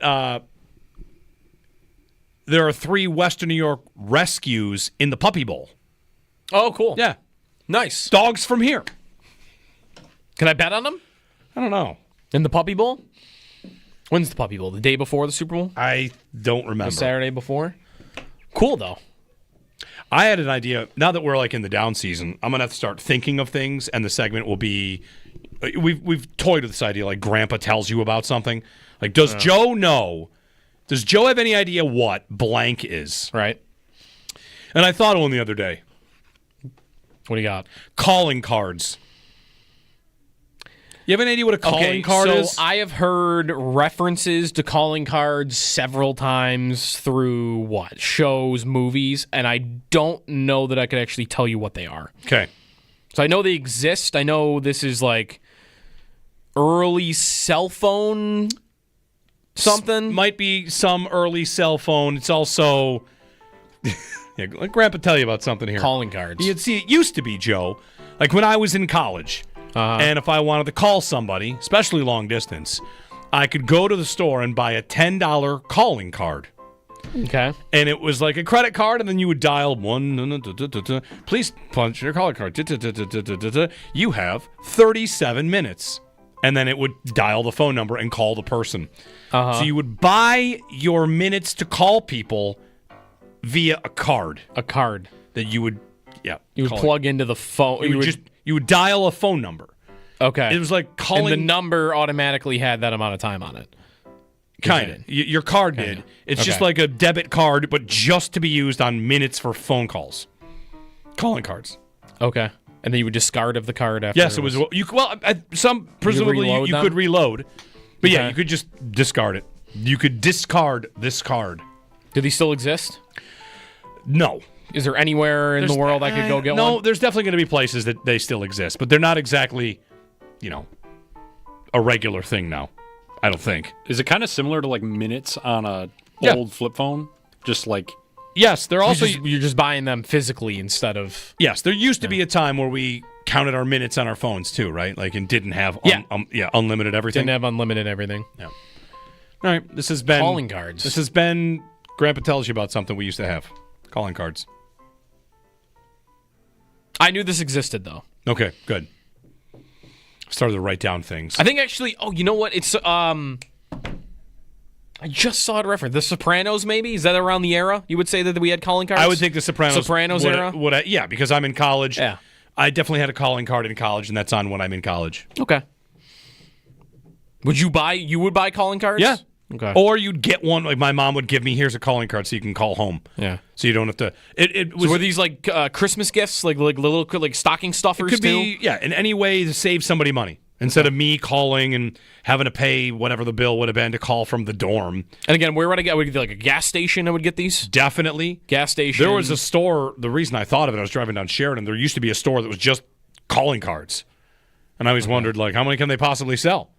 Right. Anyway, there you go. 803-0550 if you. So they were like gift cards. Yep. Okay. For some reason, I had them like as paper cards in my head. Yeah, think of it like a gift card at the coffee shop, except it's just for minutes to be called on a phone somewhere. Jerry in Kenmore is up. Good morning, sir. Good morning. I think that, we look back and we think the Lucic Miller thing was maybe the turning point in the Sabres history, to get us to this point where we are right now. Maybe this is a turning point also. In a good way or a bad way? Turn it back? Oh, I don't know. Yeah, my point when I called was I watch this team every night, or that they play, and there's something very frustrating about every player. I don't know if you keep track of like shots, but Allen doesn't take many shots, and he doesn't hit the net. And this is a guy at this point in his career needs to be closer to Cale Makar than he is to, Vinny Hinostroza. I need him getting 5 shots, 6 shots on goal a night. I need him to be selfish and hit the net, too. The number of times you look and he has 1 or no shots on goal is amazing to me for a generational talent. Tage Thompson, other than shooting the puck, never wins a puck battle, ever. He never has the puck. Cousins, can you lose more battles within 3 feet of the blue line on either side? Just give it away and let it go the other way. There's just so many frustrating players on this team. It's hard to know where to start, which leads me to believe that none of them are untouchable. All right. Thanks, Jerry. I would not go there with Dahlin and Thompson. I think Thompson does have the puck a lot. I think Dahlin does shoot the puck a lot. He might not be scoring this year at the rate he did last year. Those two I don't have a problem with at all. Maybe they have some deficiencies. I mean, Dahlin is... Come on. Vinny Hinostroza, he's a lot closer to Cale Makar. He's not as good as Cale Makar, but he's a top 10 defenseman in the league. Is he the generational best in 73 that you were hoping for when they won the lottery 7 years ago? No, but he's great. And so is Thompson. To me, everything after that is where the conversation begins. Right? Yeah. I want to learn a lesson from the last core. Don't blame the good players too much. And it's a common refrain. It's easy to do. I don't think I want to go near the top 2 guys. I think they are great players. When they are healthy, undisputed great players. You want to say they're not as good as Quinn Hughes or Cale Makar? Fine. They're great players. But you want to go after Cousins or even Power a little bit or Samuelson? Like, to me, that's where it all hinges. Thanks, Jerry. 803-0550, 1-888-550-2550. Super Bowl week. Oh, do we have to? I know. Here we are. Super Bowl week. All right. Come on, Eagles. Do the thing. We got to watch one more Chiefs game. If the Eagles win, what will the takeaway be? It'll be about Saquon Barkley, right? How you need a running game, how you need to run it like that. It'll be about running back. He will be the best and most famous running back that has won a Super Bowl in a long time. Long time. I mean, Clyde Edwards-Helaire and LeGarrette Blount are some of the names of like the top running backs that have won Super Bowls. Who is it for the Rams back then? Is it Cam Akers? It's Todd Gurley? Yep, that's right. No, Gurley's hurt. Gurley's hurt. C.J. Anderson. Yeah. C.J. Anderson is, I think, the Rams running back when they win. And for the Chiefs and their multiple versions, before it's Clyde Edwards-Helaire, is it Kareem Hunt? I don't even think it's Hunt. Who's the running back for the Bucks? That's LeGarrette Blount? No, it's... No, LeGarrette Blount is at least a couple times on different teams. It's Fournette. It's Leonard Fournette. Okay. For the Bucks. Here you go. Here are the Super Bowl winning running backs since 2009. Trivia might be too hard for this. You want me to give you the team? Yeah. Okay, so let's do some additional instant trivia here. So the Chiefs last 2 years. Same Clyde Edwards-Helaire, Isaiah Pacheco. Last 2 years. The Rams, we already mentioned. Yep. Buccaneers. That's not LeGarrette Blount. Or sorry, that's not, I just said it. Leonard Fournette? Okay. 2019 Chiefs. Kareem Hunt? It's not Kareem Hunt. He was a big fantasy play for a year. I'm just thinking about this. Yes. I'll give you a stat line that year. Give me the first initial of his first name. D. I guess he only had 500 yards. It's not Duke Johnson. No. Who is it? Damian Williams. Okay, forgot about him, yeah. Damian Williams. 2018 Patriots. Brady's last Super Bowl with New England. Who's the starting running back? Mike Gillislee. Sony Michel. Oh, right, okay. Okay, 2017 Eagles. LeGarrette Blount. 2016 Patriots. LeGarrette Blount. Look at LeGarrette Blount go. 2015 Broncos. This name already popped up earlier, too. C.J. Anderson. 2014 Patriots. When in doubt? Sony Michel. No. LeGarrette Blount. 3-time Super Bowl starting running back. Listen, the Bills need to get LeGarrette Blount. Clearly. Yes, right now. This is the answer. Yes. This is going to be the biggest name on here. 2013 Seahawks. Sean Alexander. No. Come on. Everyone on their cards are screaming at you right now. Marshawn Lynch. 2012 Ravens. Jamal Lewis. Nope. No, that's 2001. That's way Sorry right. about that. Ray Rice. 2011 Giants.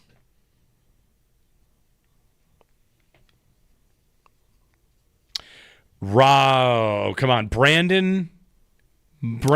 Yeah, he's not the listed guy here, but I'll give you, this was a 50-50 split. Brandon Jacobs. Yes.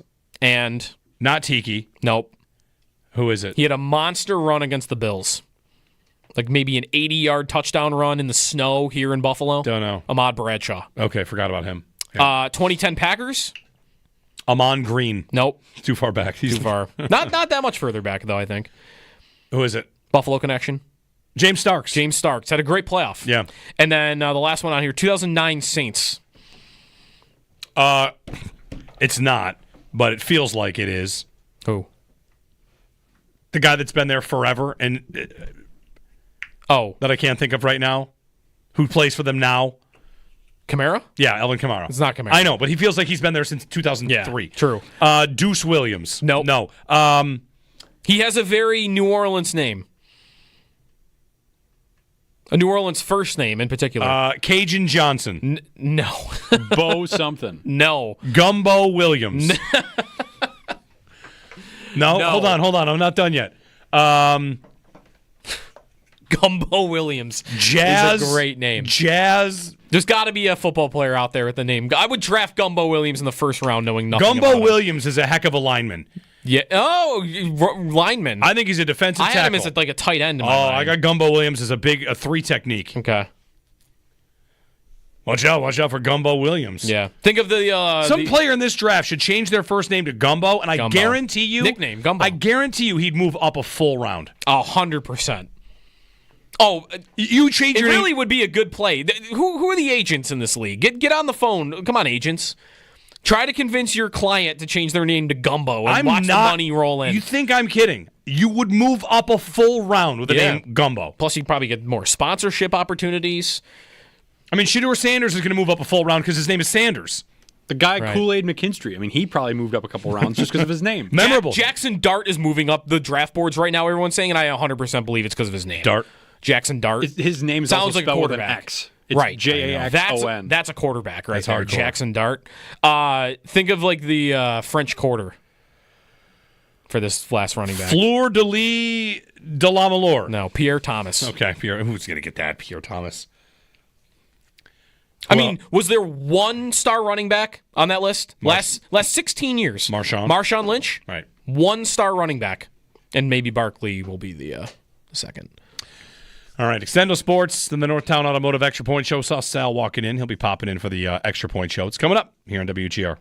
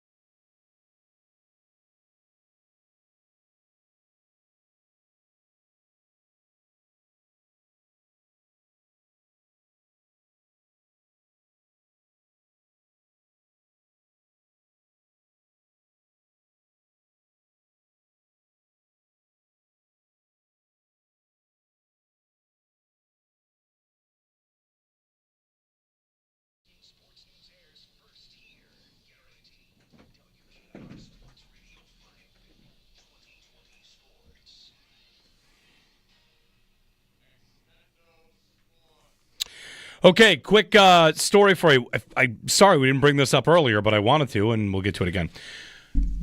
We have a classic case of reading the headline and not reading the story happening in the NFL. Okay. Headline: NFL will consider measuring first downs electronically. Huh. Thank you. Finally. Right? Yeah. Antiquated, chain gang, on and on and on. That's the headline. NFL will reportedly consider measuring first downs electronically. This is from Sports Illustrated. Saw another one that Buddy sent to me. Is the chain game obsolete? Why embracing technology won't solve everything? Hawkeye systems. Every one of these headlines makes it seem like there's a big change coming. Here's what the story says. At the league meetings in March, NFL owners approved using optimal tracking in the preseason, a system which, after the ball is spotted by hand, notifies officials instantly if a first down is gained. This does not change anything. This is just, the official spots the ball. And then the electronic part of it is that past the line on the sidelines? It gets rid of the chain gang, not the official spotting the ball. Which of the two things, which is actually the tougher thing? The spotting. The spotting of the ball is the problem. Far. Yeah. I have full faith that the guys running in with the chain actually get it on the right spot. Yeah. That's not hard to do. Right. You hold your fingers on the yard line and you run out and you put your fingers on the yard line and that marks 10 yards. It's the spotting of the ball. From the Sports Illustrated, the system, which the NFL's tested in game conditions in recent seasons, would involve the football being spotted manually by the on-field officials before the electronic system would determine whether that spot resulted in a first down. Congratulations, you can electronically draw a straight line. I'm not impressed. So make sure before you retweet the headline, look at this. It's not a big change. So there's my little rant there. I guess they didn't measure against the Chiefs, huh? They didn't bring the chains out, right? No, they were short. They needed to get to the 40. Yeah. Yeah, no, the bigger problem to me is did you reach the first down? That's it. Or where the spot is. The spot is. Meanwhile, Yahoo has a piece. Microchips have been in football since 2017, but the accuracy isn't there to rely on technology. So they're working towards it. I think they will work towards it. Yes. I bet they'll get there. They'll get there. This might take a few years, but I think, and more than just like, hey, where was the chain? I think there's going to be a time where we're going to know how far the ball reached and did it reach the first down marker. Yep. Just might take a few years. Sal's coming up. He's got Paul Hamilton at 10:30 and, the trade fallout, the Thompson hit, all that good stuff. Stay tuned. Sal coming up here on WGR.